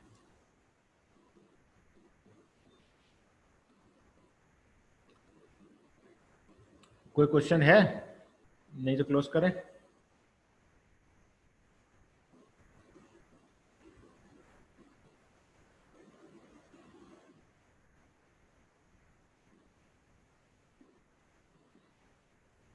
बताइए, कोई है क्वेश्चन?